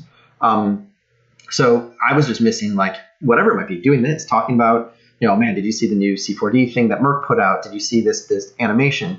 So, and I still am doing it now, but I basically using this thing called Calendly. I opened up my lunch hour. Yes, I love that. I use it all the time. It's awesome, man. I opened up my lunch hour basically in 15-minute increments or 30 minutes if you want to do like a demo reel review. But anybody, unless I have a crazy schedule, anybody can schedule any of my time from 12 to 1 o'clock Central Time and reserve like 15 minutes or 30 minutes. And if you come to Chicago, I even have like, you can come and grab lunch and we can go get food together. And that has been amazing. Last year, I think from end of March to the end of the year, I did 188 talks with people at lunch, and it was awesome. It was just great. Like I got to meet a lot of people. I got to talk to people at all levels, right? So like the first person to talk to me was the guy who opened and closed Superfad, one of the owners. Couldn't believe it. I just announced it on Facebook or on Twitter. Hey, if you want to talk to me, just, you know, hit me up here and let's talk. It was amazing. And then since then, I've done tons of demo reel reviews. Like I'll have people actually send me the demo reel. I'll mark it up on Frame.io, and then we'll just go for a half an hour and just like break it down. I'll talk about, you know, what I think can be done, suggest ideas for projects to make it better. And then people check in every 2 or 3 months, you know, to see progress on the reels. Sometimes it's just like a micro version of this. Like, do you have questions about the hold system or how to get booked or, you know, like what to do if you want to become a creative director? And it's been amazing, like game changing. And I've suggested to a bunch of other people, and I know there's other people doing the same thing where they offer up their time.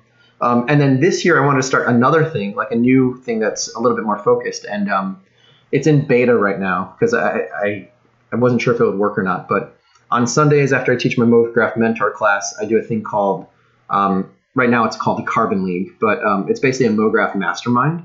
So I invite 6 people to work with me for an hour and a half every Sunday on their personal projects.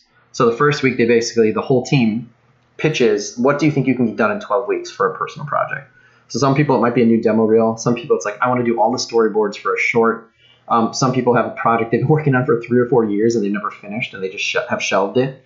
But we have 6 of us, including me right now, that are working on personal projects. And we basically hold each other accountable. It's a great place to get kind of like the same set of eyes reviewing your work week to week. And it was basically built off the idea of at Pixar, they have the Brain Trust, where they don't have one CEO that's basically running everything or one executive director for creative that tells everybody if it's working or not.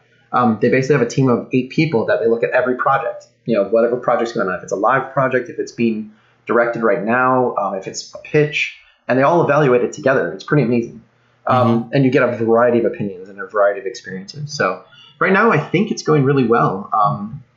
It's great to see people just every week putting stuff together, pitching the room. Sometimes the projects get completely changed. You know, it starts off one thing and it changes to a totally different area. Sometimes it's just like 15 minutes to vent.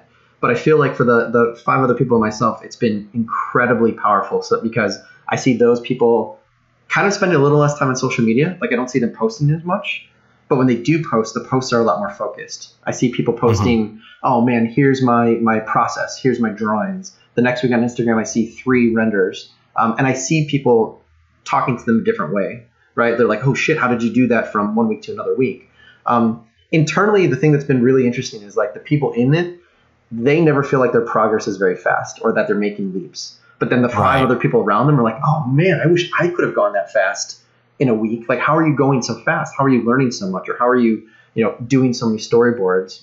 And that kind of stuff is small, right? Like it's not a gigantic change. It's not changing the whole industry. But if all of a sudden there were 10 more people running masterminds where they're all, or whatever you want to call it, where they're all helping each other, that example can really make a big difference from the way you use social media. Like these are all people, most of them have never met in real life. They're all people that, like we've just known each other or someone mentioned to someone, hey, you should try doing this. That to me has been, to get back to the thing about what do you think about Facebook and social media, that's the way I'm trying to use social media in a way that's positive for me and hopefully for other people. I got another question here. This is from Pedro, who is also in the chat, I think. Okay, if we take into consideration the scarcity principle, do you think that more people accessing the motion graphics industry is bad for the business regarding what artists can charge for their work? I know this comes up all the time, and I know this comes up all the time because I've had, I do these open office hours. I've actually had a small percentage of people reach out to me without telling me ahead of time. And when we finally get on it, they basically tell me I'm ruining the industry. Or people like Chris or you guys or Andrew or Grayscale Gorilla are basically ruining the industry, and it's going to contribute to its downfall. And I don't, in our world, I don't buy into the scarcity principle. I've gotten that comment before. For the majority of the people in the industry, I don't buy into it. If you're in the industry, the people who I will say I think the scarcity principle is directly affecting today are the people that, the kinds of people that do reach out to me that are upset about that stuff. And what I think happens is, in our industry, I think most industries are like this. Any industry that's driven by tech initially has a certain percentage of people who got in because they were an early adopter of the technology, but they didn't grow, whether it's creative or their network or their communication skills. And what's happening now is the technology is ubiquitous, right? Creative Cloud, like super cheap. You might have been like the only person who knows Octane at a place because technically you know how it works, but you were the only person. But then a bunch of people came in who knew Octane and knew how to actually tell a story with it.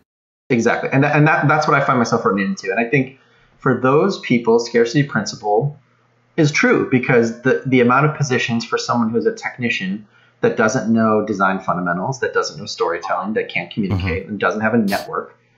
Yes, true. Those jobs are very scarce, and they're going to become more scarce to the point of not existing. That's true.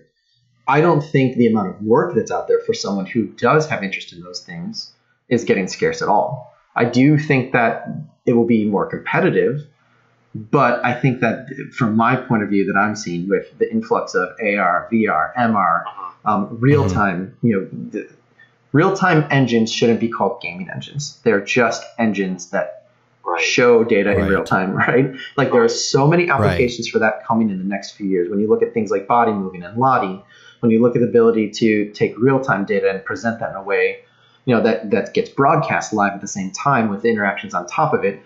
I hate calling them screens. I've said this, I think, even on the previous time. The amount of canvases that are available, ready and waiting for artists that are not even trained yet to use them properly is massive.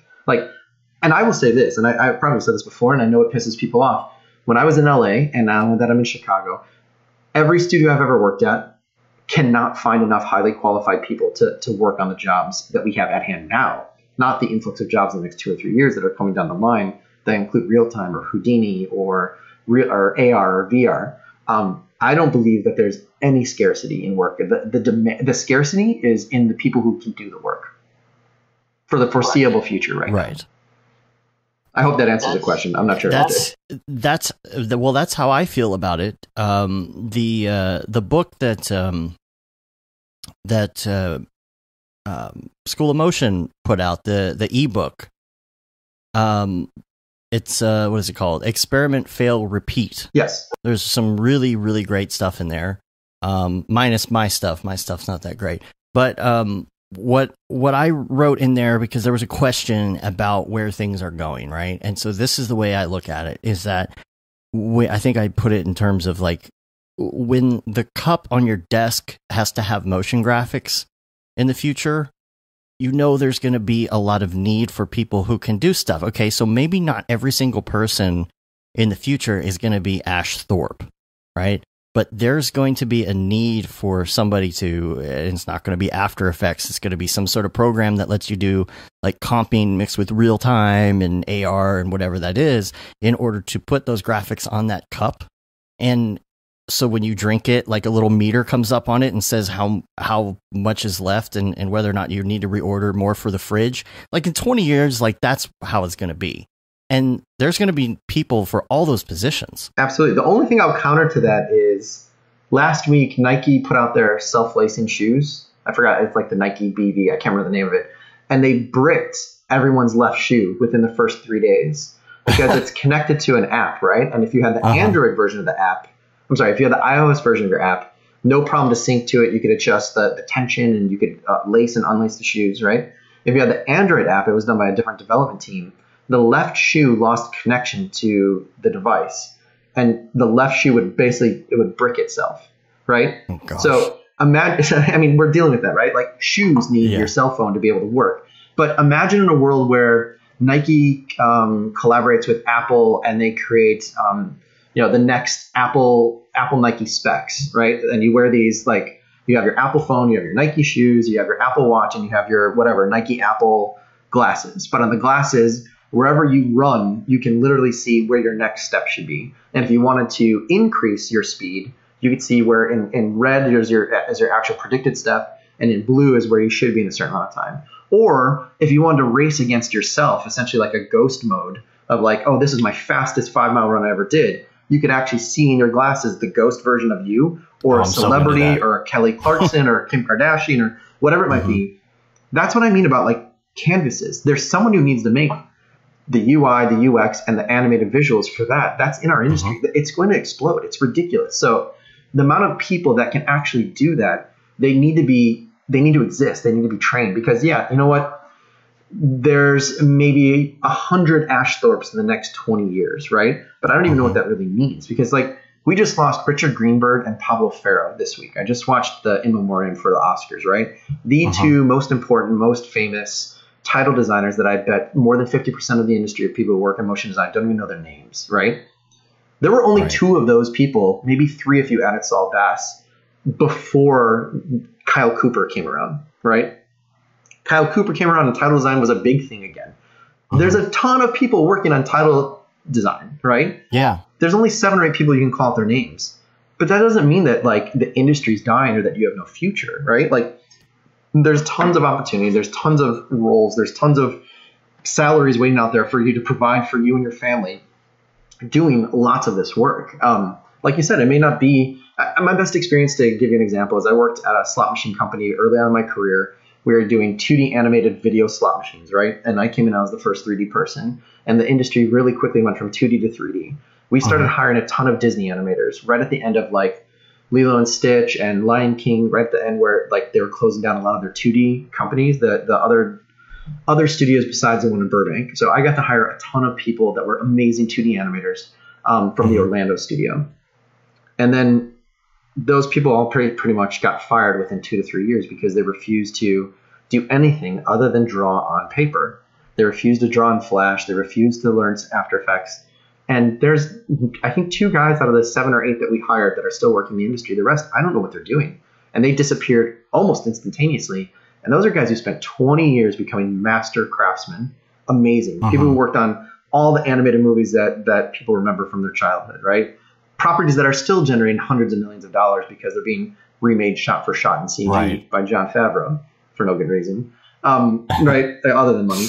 But like that's the same thing in any creative industry. Like I guess the shortest story I can say is that if you're an artist, part of the DNA of an artist is that you're always going to be learning. There's never going to be a time that you learned it all, and there's never going to be a time that you have to stop communicating and sharing knowledge with other people to get better. If you're not into ABC, always be learning. Yeah, and if you don't want to do that, just understand that like your time is limited. Like that's the nature. It's just like being an athlete, right? You can't be an athlete expecting to never have to work out or practice. Every athlete knows that. They rue the day that they physically can't do it anymore. But they know Michael Jordan shot more fucking free throws than any other person in the history of man, even when he was the greatest player that ever lived the game. He stopped shooting free throws when he stopped playing, right? Right. And I feel that way when it comes to some of the new technologies, that if I don't keep up with it, I'm going to be in that same position where, oh, well, all I can do is like pre-made things that have to render first. I can't do any of this real time, whatever, you know, and you got people like Brandon Clements, who is just mixed in this game of 3D, AR, VR, video games, rendering, Maya, Cinema 4D. He can do a little bit of everything, and he's got that advantage because he's going that direction right now already. But 20 years from now, are you going to be strictly a Cinema 4D artist? would say probably not. No.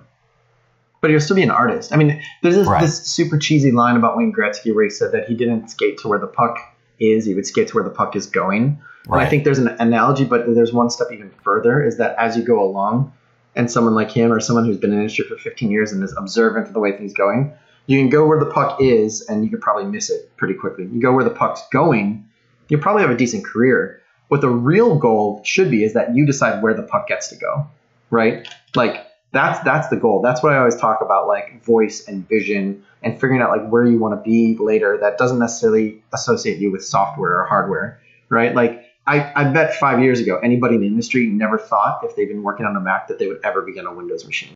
Oh yeah, for sure. But you have to, and this was something that Barton told me actually when I was on the cusp of moving to PC, is like, you have got to keep up with the technology and stop holding on to the old stuff. You just have to do that and move forward. And that's what he was doing. He had moved to PC at that point. And also you miss 100% of the shots you don't take. Wayne Gretzky, Michael Scott. Who would have thought we'd be making so many sports and comic book analogies today? Right. All right. Well, I've got a bunch of other topics here. We're about an hour and a half in, so we're doing okay. Hopefully we can get to all these. But we talked about lunch meetings. One of the questions was the future of the big studio. Where do you think that the big studio is going as this thing is happening, as this transition is taking place to this crazy mixed up graphics world? I guess it depends on which studios you're talking about. But I think in the next, and I'm probably not being aggressive enough, let's just say in the next 5 years, half of them I think will be gone. Mm-hmm. And this will be because of contractors, or because people who are doing their own little like post houses, or what will be the main reason for that? I think it's probably a combination of everything, but I think we forget the economics of a large studio. The large studios were built because they provided something no one else had, which that doesn't exist, right? You know, everybody can do this stuff. They also existed because they had creatives that they chose to push as hard as possible, the personalities and the voice and vision. Studios don't do that anymore, very rarely. I mean, Elastic did a great job of it with Patrick Clare, but at the same time, you could do that as a large studio, older studio, because the capability for that person to leave and start their own thing was really difficult, right? So that's that flip between same thing we saw in music and same thing we saw in comic books. It took our industry a little bit longer, but 5 people with fully kitted out GPU render stations and Redshift and a good IT infrastructure, along with a biz dev person and a kind of operations manager. If you have a lead creative that goes out and can win jobs, you're in. You have a company, right? J.R. Kness just did that, right? Ordinary Folk is a perfect example of that on that kind of After Effects side.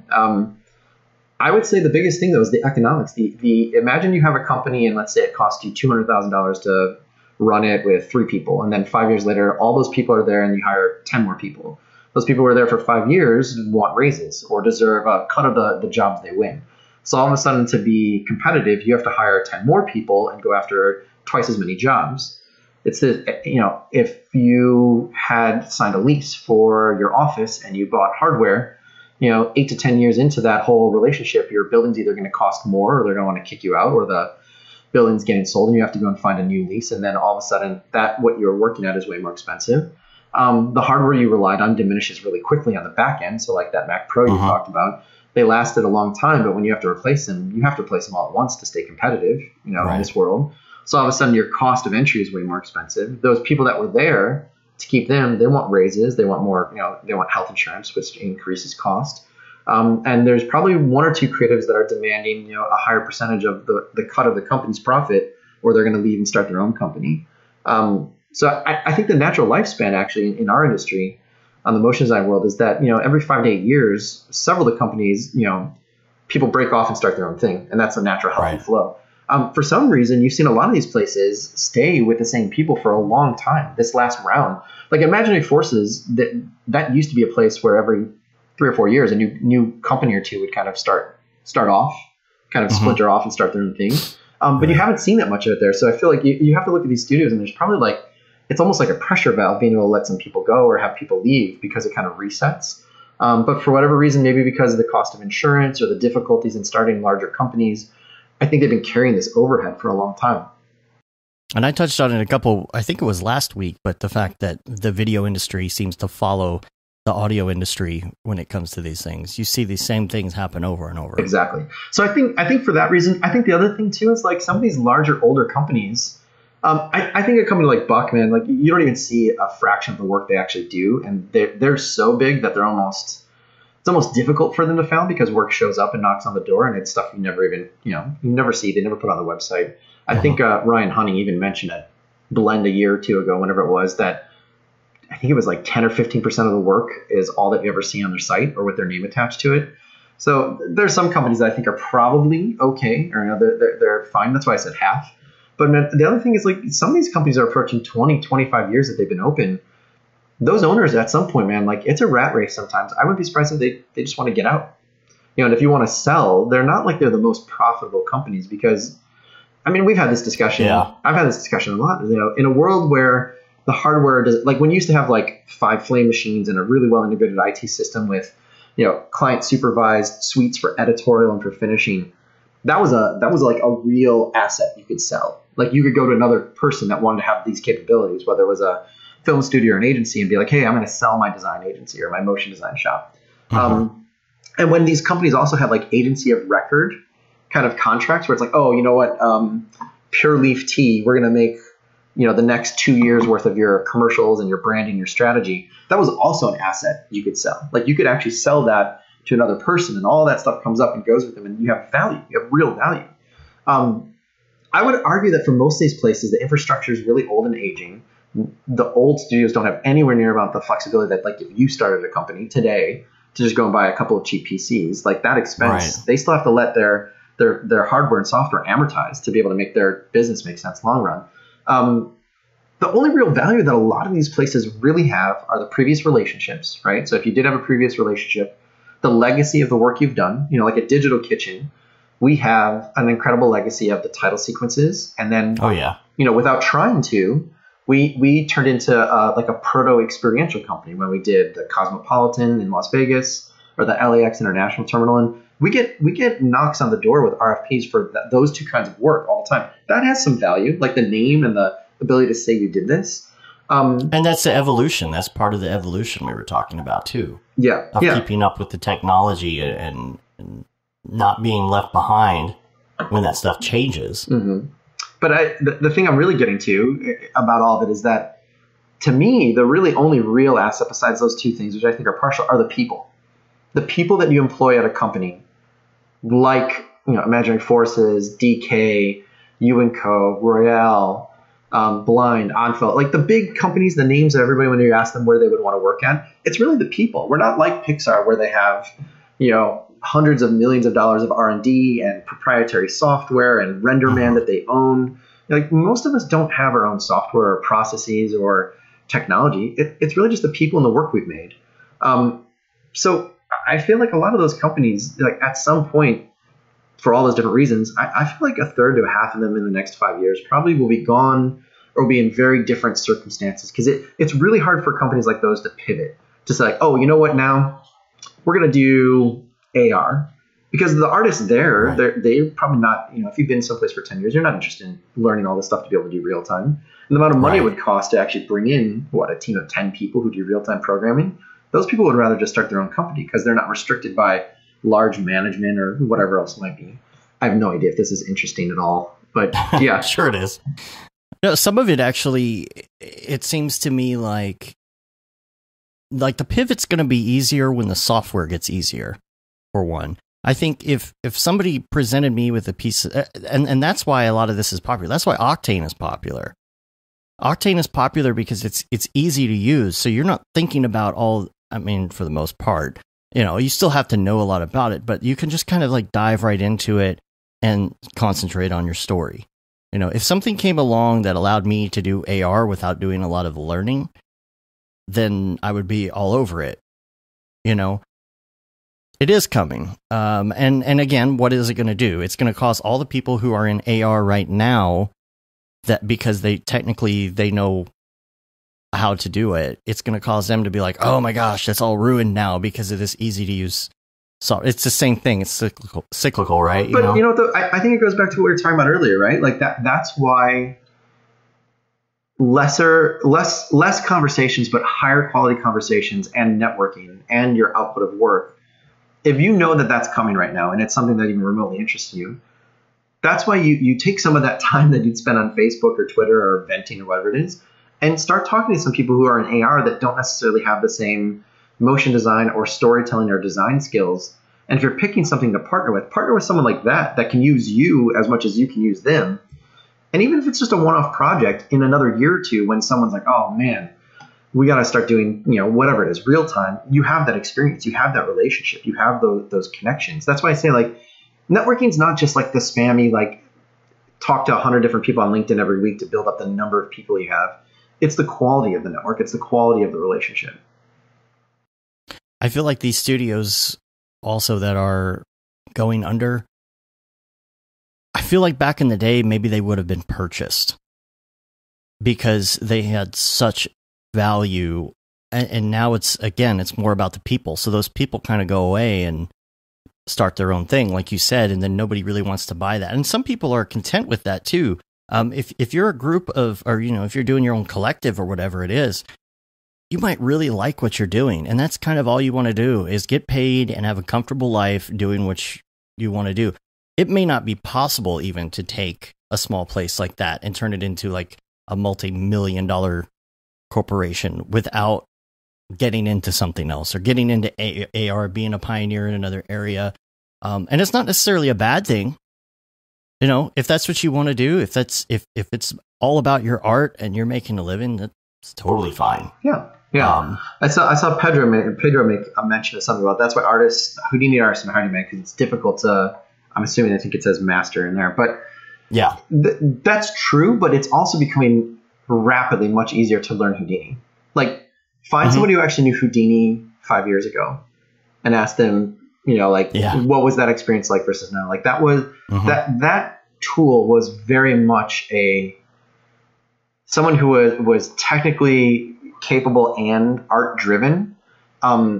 That there was a high requirement to understand. It had a very different mentality than I think what it has now, and the accessibility. And then, just like we saw, so I used to work in 3D Studio Max, right? And it was so funny because I was there right while I was learning. It was right when more and more people started doing training, and then there were tons of more plugins and more people selling like pre-built stuff, what model packs with textures or whatever. And then like 7-8 years later, I just started getting Cinema 4D, and that was right when Nick and Grayscale Gorilla started kind of putting stuff out, and then more tools started coming out, and then Cineversity really started pushing, and then there was this kind of like critical mass, right, where there was the right amount of people, the right amount of training, and just the right amount of easy to access tools that led into much more difficult things. Houdini is like right on that cusp right now, right? Like I feel like the Entagma guys are amazing. There's 2 or 3 people on YouTube that are really good, but I feel like we're just like a half a step away from either there being a person who's the Andrew Kramer / Nick Campbell of Houdini, or one of these places basically crafts that personality. Like if GSG all of a sudden hires the right person who's just doing some training on YouTube right now and pushes them into the Grayscale Gorilla spotlight, Houdini all of a sudden becomes much, not that it's not easy, but it's accessible. I think that's a big difference, is that Houdini has become accessible in the same way that cinema made themselves accessible. So what Glenn says in the chat is, yeah, but food is cheap enough and readily available to cook, but only a few can be master chefs, which I always see Master Chief when I see that. Only a few of us can be the Master Chief. That's true. So it's true, but there's still people that need microwave burritos. Well, I mean, it goes back to what we were saying earlier about Chad Ashley. Or I'm sorry, not Chad Ashley, about Ash Thorpe. I was mixing them up. You don't need to be an Ash Thorpe, and the industry doesn't need you to be an Ash Thorpe for you to be able to have a solid career that gives you satisfaction, that provides for your family, and creates security and a place for you to kind of have your journey. I think that there's a lot more available for that kind of career than there was 5 to 10 years ago. I got 2 more notes from you here. I think the open office hours. What is that? Oh, that's what I was talking about earlier. That's the okay. The Calendly event where like you can basically do 15-30 in an hour. Okay, that's what that was. Okay. And MoGraph Mastermind, you have that on the list too. Yeah, I mentioned that earlier too. That's that whole idea that it's kind of in a beta test right now, but it's the I'm kind of the reason I put open in office hours is that I don't hold any like proprietary like system at all. I just like trying to get more people to do it. But both of those things are just initiatives that I've started that I hope more people. I can only reach so many people, right? Like even if I did 4 people a day, that times however many days in the week there are. I can only talk to 4 people, but if I talk to 1 person a week, but I got 10 other people to do that, to open up their lunch hour or their weekend to talk to people, we'd have way healthier and way better dialogue. More situations like this where people can ask questions. But I wish that there were more people that were 20 years down the road that I could talk to, right? Like I wish Peter Frankfurt at Imaginary Forces had open office hours for other people who were wanting to start a studio, and could like reach out and be like, oh, Peter, I need 15 minutes of your time because I started my company, but I don't know how to find legal counsel. Or I have a creative director who wants a percentage of every job that he or she wins. How do I handle that? And I know they've dealt with that before, right? And then same thing, the MoGraph Mastermind, it's basically an organized way for people to work on personal projects and create support and like a sounding board and criticism together. And that's, again, like I own no proprietary knowledge of this. Like I'm just doing it. Austin Saylor started his Full Harbor kind of almost at the exact same time that I was doing my beta test. I think Kaylee Akins from Motion Hatch has a similar thing to mine going on. We're not stepping on each other's toes. I'm not charging anything. So it's like, I don't really care. It's just more for me. Like, I feel like there's a certain responsibility we all have in the industry as we get older to give back and to take what we've learned and not hold on to it, but let people know about it and open up the industry. It's not like I'm not making money from it, but I'm gaining tons back from talking to people every week and doing, like, I have a personal project I'm working on with everyone. So it's super helpful. So yeah, those are the 2 big ideas for me for right now. Well, I want to open it up for questions a little bit. So if you're in the chat, put in your questions. We're going to move on and come back to that once we got a couple questions and move to some Ravcock. What's your flavor? And we'll talk about some render engines for a minute here. And I don't really have much, but I did want to talk about Octane because Octane for Cinema 4D 4.02.1 R3 is now out. That's not hard to remember. But I mentioned earlier working with David and Phil, and there were some interesting things that I've learned this week about. We were working on some color variations, on instance variations and stuff, and so that was really interesting to really dive into there and work with instance nodes. And it might hopefully at some point become a tutorial. We'll see. And I've really been doing a lot more with vertex weights this week as well, because it's really cool now with vertex weights and fields in Cinema 4D, what you can do and how powerful it is, and have it drive something, have some sort of field that actually creates a wipe across an object in the vertex map, which then drives, a mixed material within Octane or something. Again, another good tutorial. These are all great little snippets. My personal thing, I'm trying to right now figure out if I wanted to do an entire course, what would it be on? Because I wanted to do one on Espresso, and then I start looking at it, and the imposter syndrome kicks in. I know a decent amount about Espresso, but I don't know what that one node does. So I'm thinking, do I want to do that? Do I want to do Octane? Do I want to do some sort of intro series? My question for you: is there any reason not to do a tutorial, if you're the type of person who creates tutorials or classes or whatever it is there any reason not to do something that someone has done before? Because the way that I like to look at it is, if there's a certain person that I like to learn from, I would rather learn it from them than anyone else. And if I knew that they didn't do a series because someone else already had, I think I might be upset about that. Do you think it's a waste of time? No, not at all. And I think the perfect example is the Redshift training that came out from Rich Noseworthy through Hello Lux, and then the Grayscale Gorilla. Same exact tools, right? And even at the intro, a little bit of similar like duplicity in terms of what they're talking about because they're breaking stuff down. But the moment they go into the way they work in the projects they work on, I would say if you have any kind of mindset, to share your knowledge in any way, I think it's worth doing. because expressly for what you said, right? Like there are so many audiences and so many people learn in so many different ways. Some people love to have the comprehensive, this is everything, and they want to have that in the back of their head, and they want to be able to refer to it again later, right? Some people can't learn that way at all. They don't read the instruction manual. They learn by doing. They learn by playing.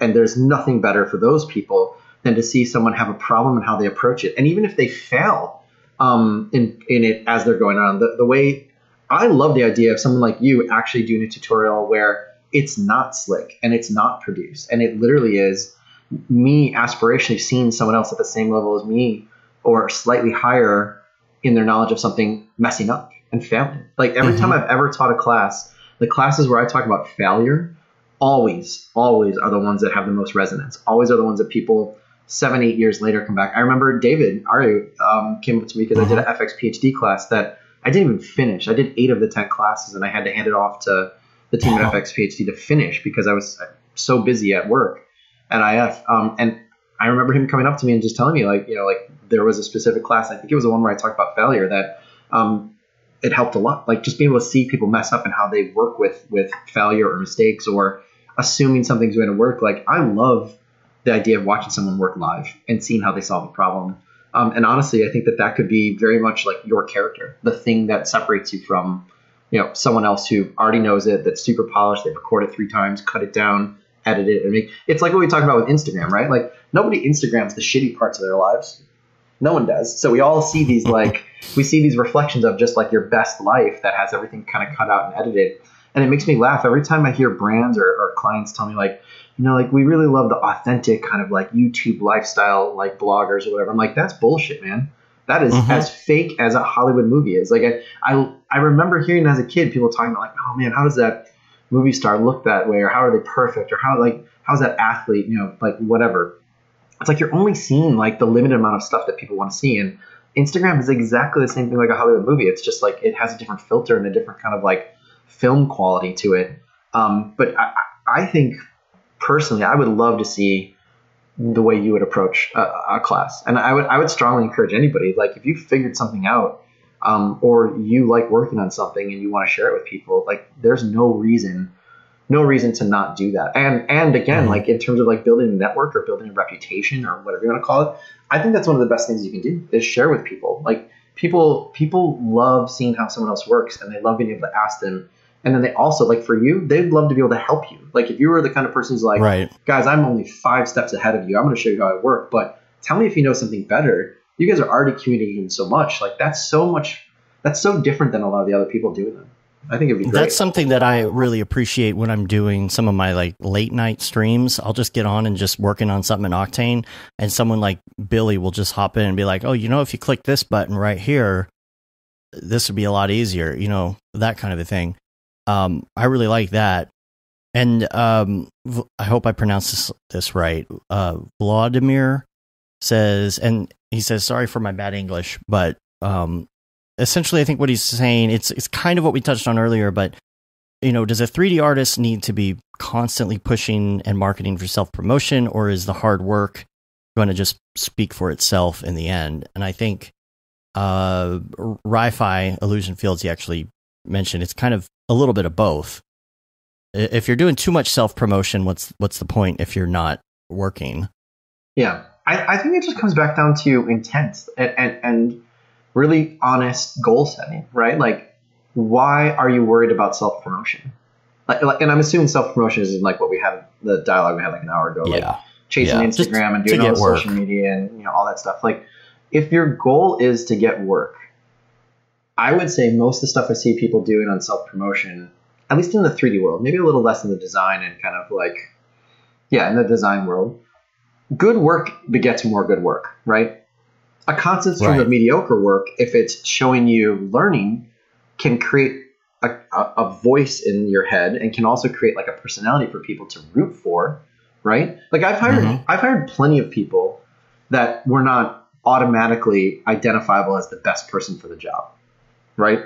But if they were someone that I've watched them grow over 6 months on Instagram, and they reached out to me on LinkedIn, and then I had a 15-minute dialogue with them once, and then 2 months later, 3 months later, they send me their reel, and I've seen the leap in quality, and I've seen the desire to get better. Like I would say more than 50% of when I hire somebody, it's because I'm hiring them for the person, not for the work, if that makes sense. Like someone who's excited, someone who wants to grow, someone who wants to collaborate, someone who doesn't necessarily have ego, but they have confidence, or they have a questioning kind of mentality. We're like, why did you do that? You know, how can I do that? That's so much better than just finding the best person for the job, but might be kind of an asshole or have a little bit of an ego or isn't easy to work with. So I mean, I guess it goes back to like, what are you worried that you're not getting out of your self-promotion efforts now? If it's a job, focus on making really good work and explain to people how you did it. And then talk to as many people that have the positions that you want available to you. And along the lines of people watching you work and things like that, I like Lucas's comment in the chat, which is that's why he loves watching Chris Schmidt work, because he'll just hop on the live stream, and he was doing those things where he would just figure out how to do something. Someone would say, how do you do this? And you're on the spot and you're just trying to figure out how to solve someone's problem. And it's fun. It's like a puzzle. It's as fun. Well. It's fun just as a viewer, right? Like, so it's fun as a viewer, but then if I didn't know who Chris Schmidt was and I was watching him work, I would immediately want to have him around in my office, because the curiosity, like I said, good work begets good work. Curiosity creates more curiosity in the rest of the team, whether it's remote freelance or it's people who live stream or it's people in the same room, right? Like that curious kind of tinkering, adventurous spirit, and not somebody who's like, don't look at my computer, and they turn their thing around, or they go into a room and they just come out with a perfectly, made object. Like that doesn't help anyone in a work environment, right? So, I mean, like what Chris demonstrates from it, and I think someone mentioned Arthur Whitehead, like that ability to share, that ability to explain what you're doing or ask for help, like those are all things that get considered when you're trying to hire somebody. Well, we'll open it for some more questions if they come up here, but I did want to switch gears a little bit and go to some links.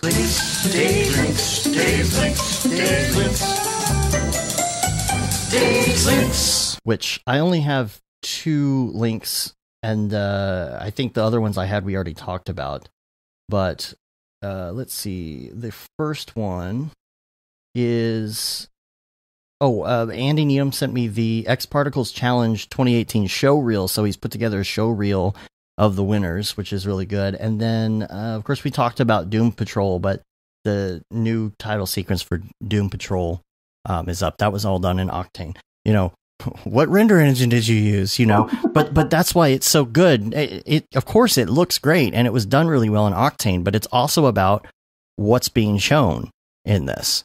And how much time they spent to really make it have a certain feel and the story it's telling. Yeah. I can give you a good example too of like the stuff we were talking about that ties directly into what we were talking about.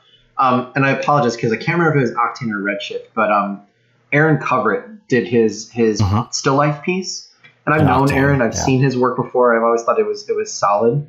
But holy shit, if I didn't think that this was from somebody who was 10 years old or they've been working for a much longer time, if that didn't level up my understanding of who he was as an artist and what he was capable of and what he wanted to do, I immediately, like no joke, was like, hey, if you ever are looking for freelance, let me know. And we had been talking for a while, and just this last 3 weeks, he's been working on a small part of a very large project for me. And man, like his process, the other people who worked alongside him, like there were 3 people remote working on it. They didn't talk to each other. They didn't work with each other. But that guy blew out everyone else's work in that part of the project. And the level of thought and his process was mind-blowing. And what he did in that one piece and his behind the scenes, he does that. That was a one-to-one what he did for me, like on a job. And I'm hoping his one gets picked, because then I'll have 3 to 4 months of working with him, directly on the actual like realization of it. But oh man, like that. And again, like it doesn't even matter to me if it's Octane or Redshift. Like I can't even remember. I just remember the work. Right. Exactly. That it's that to everybody who's watching. That is such a great example. Look at what Aaron did. I guarantee he wasn't necessarily posting dailies. Right.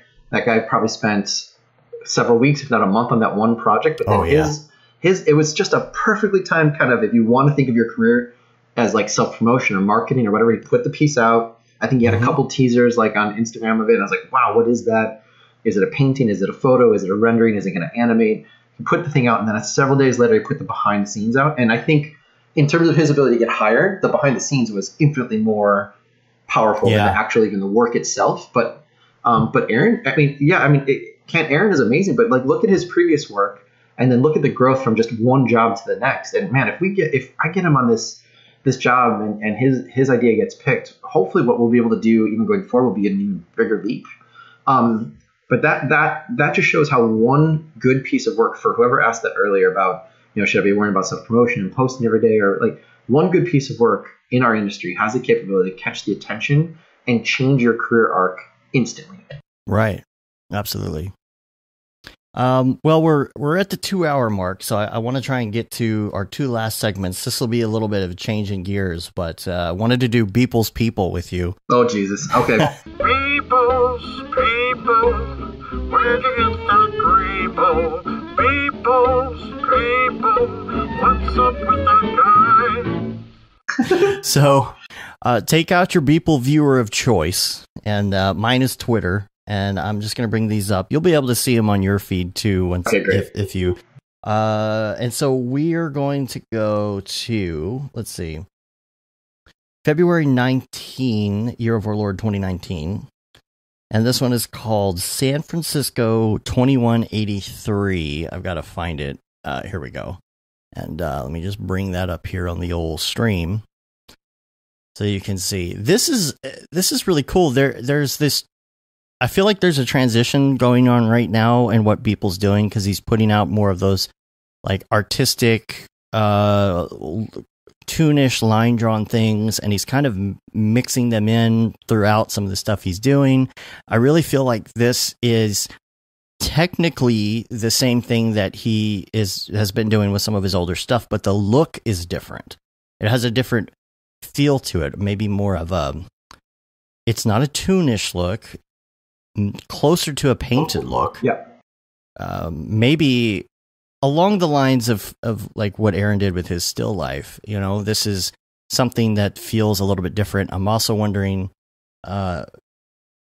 if the only thing that does kind of affect things for me a little bit as far as like choosing an engine is sometimes you can get the look you want by going with a different engine.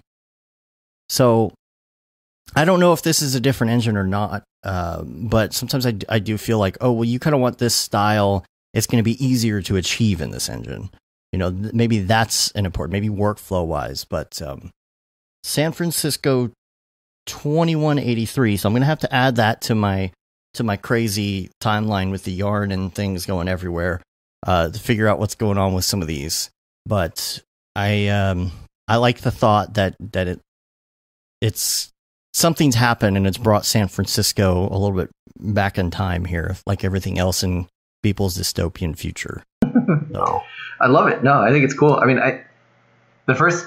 obviously the art stuff, right? Like there's definitely a lot of design fundamental stuff to talk about, but just storyline wise, if you wouldn't have told me the name, I wouldn't have had as many opinions. But the fact that it's like the water level's risen, the lights are on, but there's no one there. The fact that like the atmospheric perspective kind of makes it feel like the environment of San Francisco changed dramatically.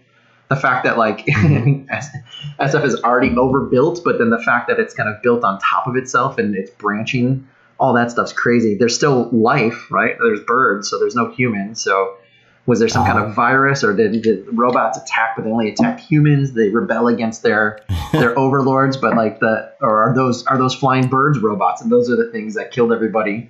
And now they're just running over their world.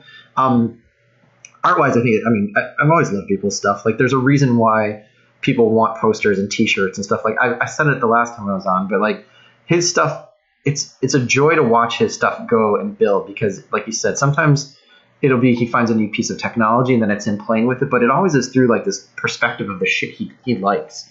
And I mean, you literally across if this was just pushed up, 20% more, and there's a little bit more white space at the top. This is the name of a book, right? Like this is a book cover just across the top, or it's the back cover. And I always feel like his stuff is the perfect like 80s sci-fi novel covers. They're just like, they imply so much story, and like the fact that San Francisco, is in the name. Like his stuff is so awesome that if you just put the name of a book on top of it, it would change the story. There's so much openness to it.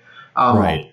But yeah, I mean, like what Pedro's saying, like it's illustrating the real estate madness, but the real estate madness after, the polar ice caps melted and people died and there's no one else there. Like there's so much stuff.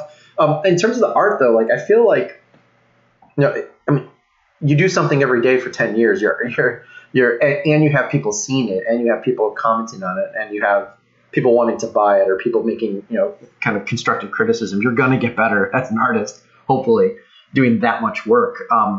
But yeah, like you look at it and people are saying it looks like concept art, it looks like oil painting.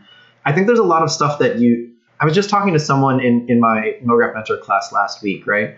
They were starting to make an opening shot for their demo reel, and it looked beautiful, but it looked CG for some reason. We couldn't really figure out why before the class. And while we're looking at it, the thing is, like, you have ultimate control over your imagery, right? But I think because Octane and Redshift both make something look fairly photoreal, and you can make beautiful things pretty much, laying stuff out if you have good kind of conceptual organization, like your layouts, are balanced. You can make something look beautiful instantly.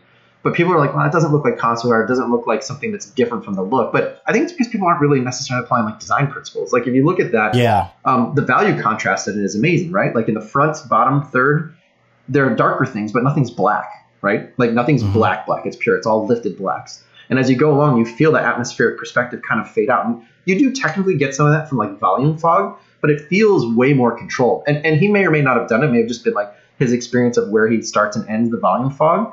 Or the environment kind of like falling off. So you tend to lose contrast as you go back, right? The highest level blacks start to deepen. Depending on where the world is, if this is closer to an ocean or farther away from the ocean, it has a tendency to go towards cooler tones. So as you go back, you lose the kind of warmer tones. So the fact that those lights are starting to like go out, or you see less of them, that's something you have to control, right? Like that's not something that you just automatically get by default from a render engine. Even though it's photorealistically real, you make a choice. Like, will it fall off to cool tones? Will it fall off to warmer tones? Does the contrast, am I artistically deciding to make sure that the values are losing contrast as they go back? The fact that those birds aren't like black, they're tinted to the color that the environment's going to. Those are the same decisions someone who's designing a logo or illustrating an oil painting, like those are all the decisions you have to make. It's not just, can you make something look photoreal? It's like, what is your voice? What are you adding? What's your style?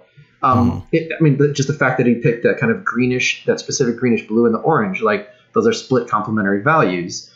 They have a certain kind of feeling, like there's a sickly feeling because he didn't go more red to green. He made more orange to blue, which if you just put your hand on the color wheel and you start to tie it, like they still have a pop and they still have a strength, but then that green kind of gives you almost like a sickly tone, or there's something wrong here, but if you went more towards the kind of yellow and blue, it might have a totally different emotional feeling, right? He may just picking that because he thinks those look cool, but they look cool because he's done so many of these and he's developed in his own head what cool is to him. You can analytically kind of make decisions, or you can kind of just over the time as you develop your voice also make those decisions. So yeah, I think his stuff's awesome, man. I love seeing it. There's so much. If he heard us talking about this, he'd probably be like, that's a lot of bullshit. I just made something cool and I hit render. But you can't argue the fact that I guarantee he's also looking at other references and other things for his own enjoyment, for his own study. And then over time of forcing yourself to look at other things, and building up what you like and what you don't like, that sits in the back of your head. That's kind of part of that like brain dump of artistic things and things you just noticed. That Jake Parker has this great idea about you have to have a creative bank account. Like you have to constantly be looking at other things and reading other things and absorbing the real world and other people's manufactured world and music and poetry and science and fashion, just to find the things that speak to you. And they just need to sit there and kind of slowly meld together. Because when you actually have to make something, you have to have something to pull from. Otherwise, if you don't, you just go and see what the next last thing is that somebody else did and you copy it. Right? Like you just be like, oh, this is cool. And we see it in our world all the time, right? Like True Detective comes out and everybody wants double like reverse images and double negative, like all that stuff, double exposure. And you can still use those things, but you have to do two things. You either have to find a way to make that technique work for the subject matter, or you have to combine it with two or three other things to make it new. And hopefully they have a reason why those two or three other things are being put together. That's awesome, man. I love this stuff. I love looking at his stuff where you actually slow down and you look at it. It's not just like, yep, that's cool. I can't do it. Wish I could. And then move on to the next one. Right. February 20th, Origin Line. Bring this one up here. Hmm. This is, I like that it's called Origin Line because it makes me think that, I don't even know how to put it in words. It makes me feel like, obviously, Origin Line, like this is the beginning of something or the center of something. This is a marker for something. And where is this line coming from, and why is it there? Because the surrounding portions are your basic people industrial thing, but then there's this center focus, and why is it there? Oh man, and just I think he does such a great job of naming his shit. Like it automatically makes you change. So I mean, we can go back to some stuff we were just talking about, right? Like he could have made this that kind of greenish blue and orange, but he shifted the color wheel, right? And I feel like that instead of it being green, being more blue, it feels way cooler. It feels way like cold, not like physically cold, but like emotionally cold. The fact that I think it's hard to tell in the stream, but I feel like is there a dude on the left, like on a scaffolding there, like just in the mid? So it's like there's one person people right there. Yeah, there's a people. But the fact that like look at the lights, right? There's no orange light. There's nothing like warm to it. It's cold. It's almost like mechanical. The fact that there's like, from what I can see, there's only one person makes it automatically be like, okay, I think he works with scale in 3D. Like illustrators do this all the time, right? And like concept developers do it. But like as a dude who's just making beautiful imagery, he always does a great job like setting scale, whether it's a little person in a large area or something big looking at something small. But I feel like, man, like, he's just gotten, he gets better and better. It's frustrating that he's that good. But like the name automatically makes me feel like maybe this is a world where there's no humans, right? And this guy is the creator of it, or he designed it. And this reddish orange light is the light that's going to populate it with people. And he's literally watching his like cold, empty creation get ready to be filled with a bunch of people. Like this orange light's going to just scale out or radiate out or push through. It's going to run over surfaces and someone's going to beat it. They're just going to be teleported there or put in there. And that's what's so great is that title is what really makes this story right here. Yeah, that's awesome.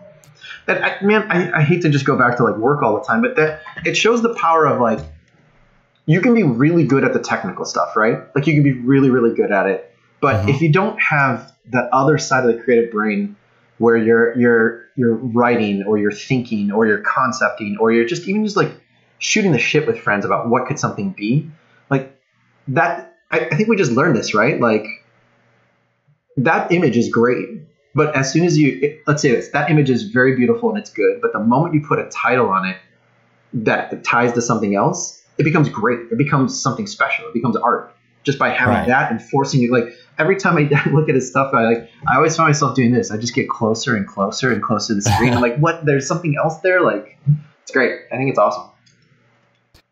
Well, this next one is pretty funny because this was the day that he was at the Motion Plus Design conference. There was a picture or a photo that Jules Urbach posted on Twitter, and it was him taking a photo of Andrew Kramer, who was taking a photo of Beeple, who was taking a photo of I don't know what, but he posted that, and I guess they were hanging out in the green room as he says here, but this one that he did here. Let me reset the size here so you can see the whole thing. The name of this one is February 23rd. It's called Andrew Kramer Poop Factory. That's awesome. So I love how he will take something he's doing that day and apply it to this. And I have no idea how Andrew Kramer's poop factors into this whole Beeple story, but that's awesome. I mean that's the whole joy of doing like if you're really going to do it daily, right? Like it's in some ways it's like a journal or a diary to like be able to go back and like, oh, this is, I would never have noticed or thought that this had anything to do with Kramer, but with the name on there, like I'm sure there was a joke somewhere during the day that they were like he was probably doing something where it's like, oh man, I got to get another one of these done. I don't know if he has like a buffer. In my mind, he's crazy enough that I imagine he doesn't have one. He just wakes up in the morning. He's like, by the end of the day, I have to get one done. That's what he's told us. Mind blowing, man. I would believe it for someone who's done it for that long. But like, imagine you knew you had to travel to go to a conference and you had to do some kind of presentation, but still had to get one of these done. Like, excuse me. There's something just cool about the fact that these are just almost, like I said, almost like a diary. Like, I mean, as an art piece, it's awesome, right? But like, look at the difference in the last 3 images in terms of just his color palettes and the way he uses color. Like, again, he'd probably call bullshit on all this, but then again, like value contrast, right? Like again, there's nothing that goes to black except for the highest point of contrast is the place that you want people to look, right? And even though there's all that cool detail at the bottom, I would even say shape contrast, texture contrast, and value contrast. Like that double ring of neon is the brightest thing on the screen, and then the darkest thing is the metal right behind it. He didn't have to do that, right? He didn't have to make that metal dark black. And again, people could very much just be like an amazing guitar player who can't read music, who doesn't write music, has to have somebody else transcribe stuff. He just knows when it sounds emotionally good. And he does it all the time. But that shows why you would want to do one-a-days, right? You'd want to do one-a-days because you can knock stuff out like this in a short amount of time, not because you're looking for followers or all the other stuff. But yeah, I mean, it's a beautiful image, man. Like, it's super cool. And again, this could be the cover of like Akira's eighth issue, right? Like, where they're rebuilding the world and they doubled down on nuclear energy, and then the next one after this is the same thing, but with everything blown up and the towers are gone. Right. And see, you notice here, because this is obviously, so there's instancing going on with these big towers. This little round tank thingy, we've seen this in a bunch of his stuff. We've seen the cranes in the buildings, so like he's on site. In fact, in that picture we were looking at, I think he was doing his daily. Probably. So you can imagine a scenario where he kind of put this part in here first in the foreground, and Andrew Kramer walked in and said, "What is that? A bunch of poop?" And so he's like, "Oh, I'll name it that." That to me is probably more likely of a scenaririo, knowing him. But you know what I'm saying. But again, it still ends up being something really cool. I wouldn't be surprised. I wouldn't be surprised if while they're watching it, Andrew had some, because sometimes when you watch an artist do their work, it's like magic, right? Like there's a couple artists I know that like they literally just walk up to a wall. I don't know them. I've seen them work where they walk up to a wall and it's white, and they can just go with a marker, and from one point, basically, it's almost like they're sculpting away a drawing that was already there, and that looks like magic, right? Looks like magic. Right. There's other people, when you actually watch them do it, you're like, it was that easy? Like, it was that, like, you just did it that, like, you just dropped in like some kit bash stuff, put in a light, threw in an HDRI, and then added some grain and did a couple other things, and like, it's that easy? Like, it could have easily been like Andrew Kramer watching him do it, and it took him 15 minutes, and the render took an hour. He's like, "Oh, you're a poop factory, man. You just shit stuff out, you drop it down, and look how good it looks," right? Like, it could have been a one-off comment, them drinking, and it's like, oh man, like, there's the name. Like, sometimes you watch people and you're just like, that's impossible. There's no way I could ever aspire to do that. That's magic. And there's other people where it's like, you did it that quick? Was that easy? How is it that easy to be able to do that? I could do that if I spent 10 years making these every single day. Right. The hard part isn't doing it. The hard part is having the discipline to do it every day. We got one last question I want to go to here from Phil, aka Raid Zero, who says, "What do you do when you're not working?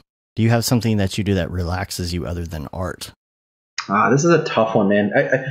I know there's a whole world where everybody talks about like work-life balance, and I'm not one of these like aggro like video game developer kind of douchebag where it's like life is work or whatever, work is life. But I'm very fortunate because I went to school to be a chemical engineer, like very like science, very like driven about like success and security. And halfway through college, I kind of discovered how much I really like making art, or working in art, or working with artists, or whatever. And I made a big shift. Like, you can imagine like switching halfway through school from like an engineering background to an art background, like how disastrous that can be for like friends and family to try to understand. But when I made that decision, I made it mostly because I realized my whole life that I love doing this stuff. I love talking about it. I love obsessing about it. I love being around it. So in some ways, I can't tell you a good answer other than like, I love writing. I love drawing. I love being around other people doing art. That's why, the office hours and the mastermind is so important to me. I love teaching. That stuff is relaxing to me. Like, I'm working on a comic book right now, right? Like, I'm not the best hand-drawn kind of artist, but I feel like I finally got to the point where like the stories I want to tell, I'm kind of capable of doing. And it's taken like, when I was in high school, I used to make comic books, like literally like go to Kinko's, photocopy them and sell them at like local stores. Right. Yeah. And I love doing that. And that was like, I remember being like a junior in high school and spending almost my entire summer like drawing in my room, like just cranking away at it and being like, wow, I can tell stories. This is awesome. And they're garbage, right? Like they're really bad, but like that ambition at that like age, like I can't believe I didn't figure out sooner that I should have like been doing this. But I've just recently been revisiting that, and I think between spending more time kind of teaching people, helping other people make stuff, that to me is really relaxing. I mean, I love watching movies. I love hanging out with my wife. Is a really great. She knows when I'm pushing too hard. She knows where I'm even like, well, what I do is what I love, and what I love is what I do. But like, she pulls me out of it a lot when I need to. But to be honest, like with the way my job is now, where I'm not on the box as much as I used to be because I'm a creative director, and like I'm obviously like I'm traveling a lot and pitching and doing stuff. The call the call to make stuff is like that. I love sitting down and making stuff. So yeah, I don't really have a lot of like I don't brew my own craft beer. I'm not a foodie. I don't I don't really travel a lot if it's not for work. I try to, but like I don't do a lot of that for fun. But yeah, I don't know. I like making art. Cool. All right. Well, wanted to get to Brograph recommends real quick before we go. These don't have to be like super detailed because I know some of these we could probably sit here and talk about them for like an hour. And I know you got to get going probably. I've got a call coming up, so we'll run through these real quick and get your favorites. Number one is going to be your all-time favorite movie. Iron Giant. All right, good one. That's a good one. And music. Man, I know people aren't going to like this, but up until the last two albums, Kanye West, Bruce Springsteen, and Oasis. All right. And is that the same? I always like to bring this up. Is it the same thing you like to listen to while you work as opposed to when you're in the car? Or is it different? I listen to everything. I feel like it's a pretty broad range. I just started listening to more movie soundtracks because I have to do a lot more writing. And I feel like you already in your brain, you already know what like the emotion is for a movie. So it's easy to kind of conjure that up while you're writing by listening to a soundtrack. So yeah, I don't really do a lot of like stuff. I need to do more of it. But yeah, movie soundtracks is something I've kind of recently started doing more of. I feel like I've been doing a lot of writing recently, writing up documents and things for our new ventures and stuff like that. And I feel like if I'm listening to a song with lyrics or if I'm listening to a podcast, I can't think in my head. It has to be something instrumental or I can't hear my own self think or talk. Also, favorite TV show. There was a show in the 80s called Amazing Stories that was started by Steven Spielberg. It was like an anthology show, kind of like Twilight Zone. And Apple is actually bringing it back. That's probably my favorite. Oh, nice. What about your favorite podcast? There's a really great show called the Hollywood Screenwriters Rant Room, and it's a bunch of people who are trying to like sell their scripts and TV show scripts and stuff like that. But I think there's a lot of analogs to screenwriting, to like kind of pitching for motion graphics, and I've been listening to a lot of stuff like that. And then there's a show called The Comics Lab that's just two guys who make web comics. It's been really fun to listen to. Do you ever listen to that comic show that, oh gosh, what is his name now? It's been a long time since it's Andy Ihnatko. Do you listen to his comic book stuff? I used to listen to MacBreak Weekly, and all the like, the This Week in Mac or This Week in Apple, like that whole Leo Laporte thing was like what got me into stuff. And I've actually run into Andy a couple times on the street in Chicago. He's super. Really? Oh, that's right. He's so identifiable. I've only said hello once because it seemed like he was in a rush. And I think I startled him a little bit, so I don't ever bother him. But I love it. He's the guy who turned me on to. There's a font company called Comicraft, and at the end of every year, like when it goes from 2018 to 2019, they sell all their fonts for the price of that year, so $20.19. And I think every year I buy like 4 or 5 kind of comic-y kind of like just fonts. But he's great. I think he's amazing. He works, I think, still for the Chicago Sun-Times. I think so. Yeah. Yeah. Okay, plug-in. What's your favorite plug-in? Oh, I should have thought better about this one. Right now, I'm really into Stardust for After Effects. Super cool. It really breaks your brain. But I also, they just released K-Bar 2 for After Effects, which it just basically, the coolest thing is it gives you the ability to put as many little kind of panels. Like if you use Cinema, you can make your own custom panels. After Effects doesn't let you do it, but Kbar does, and it lets you just. Cool. I have so many scripts that it's really hard to remember that you have all of them, but being able to visually see them in your interface is a great reminder. Like, there is a tool from like 12 years ago that's perfect for this one situation. And I think I know the answer to this, but headphones? Headphones, yeah, iPods, Yeah. or AirPods. I use them all the time. And website, okay, well, we changed this a little bit. Website or Chrome extension, but I'd also like to put app into there as well. Website or an app or something like that you use on a regular basis. Just recently, I started using Trello and Mind Map and Scrivener for a lot of writing. So that like Hydra, like the three-headed Scrivener for writing and just kind of getting note cards down, Trello to organize all of it, and then Mind Map. I wish they had a Windows version, but being able to go from my phone to my iPad, back and forth and map stuff out is awesome. Scrivener is the best. I write everything in there because it's just so easy. If you're writing a series, a tutorial series, educational, any talk that I do on motion graphics, like NEB or something like that, I start with Scrivener and I note card it all out, and then I die it down and dumb it down until it's just bullet points in the end. But I write it first. Dude, the note cards, I love it. And then it's one of the few things, because I have to be on a Mac at work a lot.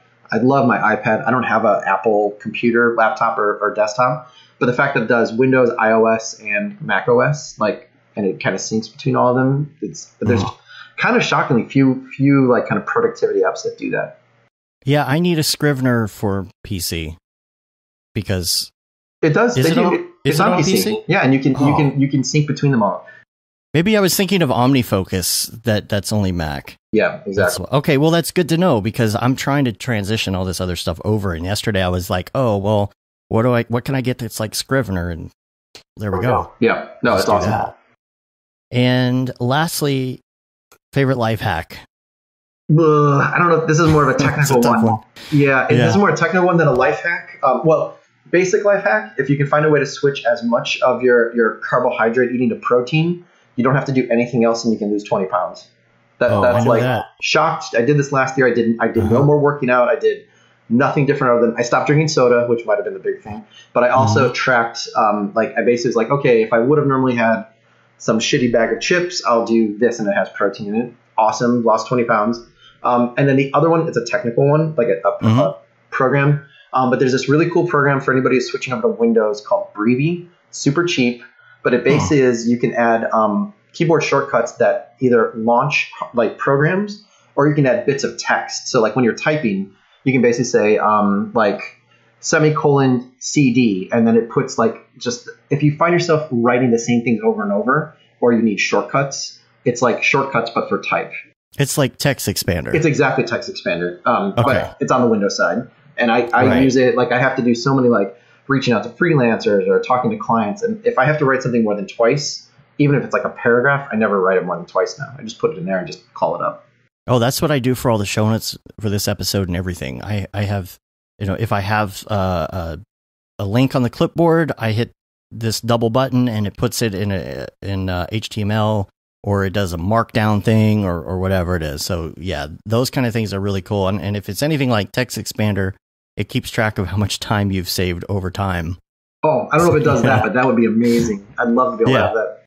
Text Expander is like you saved one day of typing in your entire life. It's like keeping track of how many steps you make, but just with your fingers, not your feet. Yeah. So that's awesome. Well, that wraps it up. We're going to get out of here. We really appreciate you being on. I know Matt's going to listen or could be listening now. Who knows? Well, hopefully everything's going okay for him. Yeah. And this is apparently everybody says they really enjoyed the episode. So good. Well, good job. Thanks for all the time. I'm sorry for all the technical difficulties. No, it's fine. It's fine. I'd rather we get it, going right and get the good audio tracks and stuff, and I'll sweeten it all after the fact and do what I can with that. We're going to get out of here, though. You can rate us on iTunes, leave a review. You can also subscribe to us on your podcatcher of choice.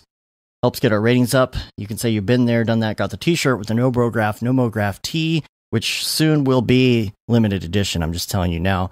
And limited edition Gaten DeSimone shirt, the Render Things shirt. We're going to keep that one around. Shirt and hoodie. The Paul Babb Feel the Babb 2020 shirt. All the profits from that go to Doctors Without Borders.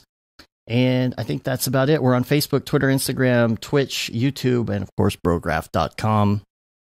And we're going to say goodbye. Thanks everybody for watching. And until next time, I'm Dave. I'm Ryan. Have a good one. Later, bros.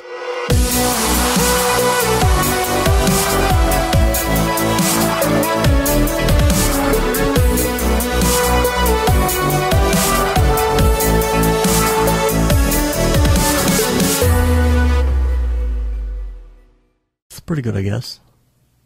Brograph.com, an online resource for learning Cinema 4D, After Effects, and other motion graphics tools specifically catered to help you prevail as a motion graphic designer. What's up, bros? Welcome to another Brograph motion graphics tutorial. With tutorials, plugins, and now a podcast with tens of thousands of listeners worldwide. Yeah, it's a great community to be part of. We give you professional time-saving tips, industry news, interviews, shortcuts, and lessons that help keep you current in the world of motion design. Throw in HDR Studio, take the render settings, pick the HDR, put in reflection, and gorgeous. I love projects that scare me. When our art director comes to us and asks for something that I had never done before, man, it gets me pumped.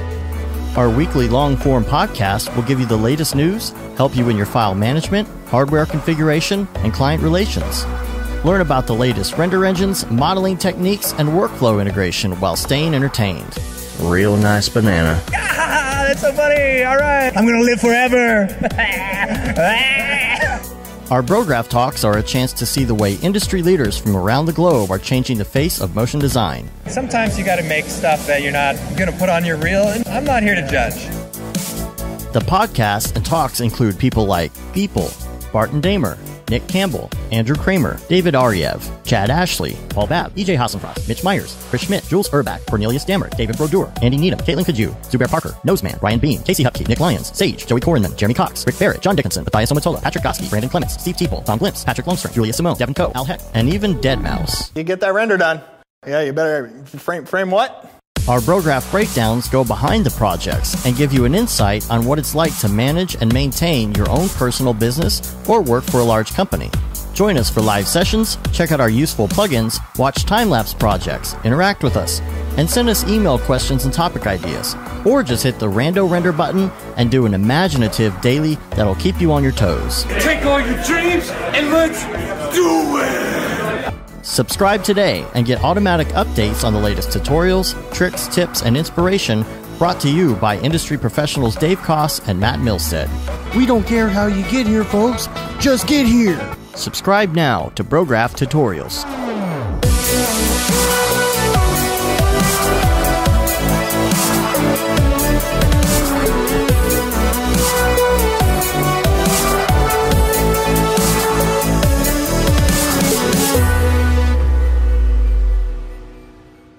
It's pretty good, I guess.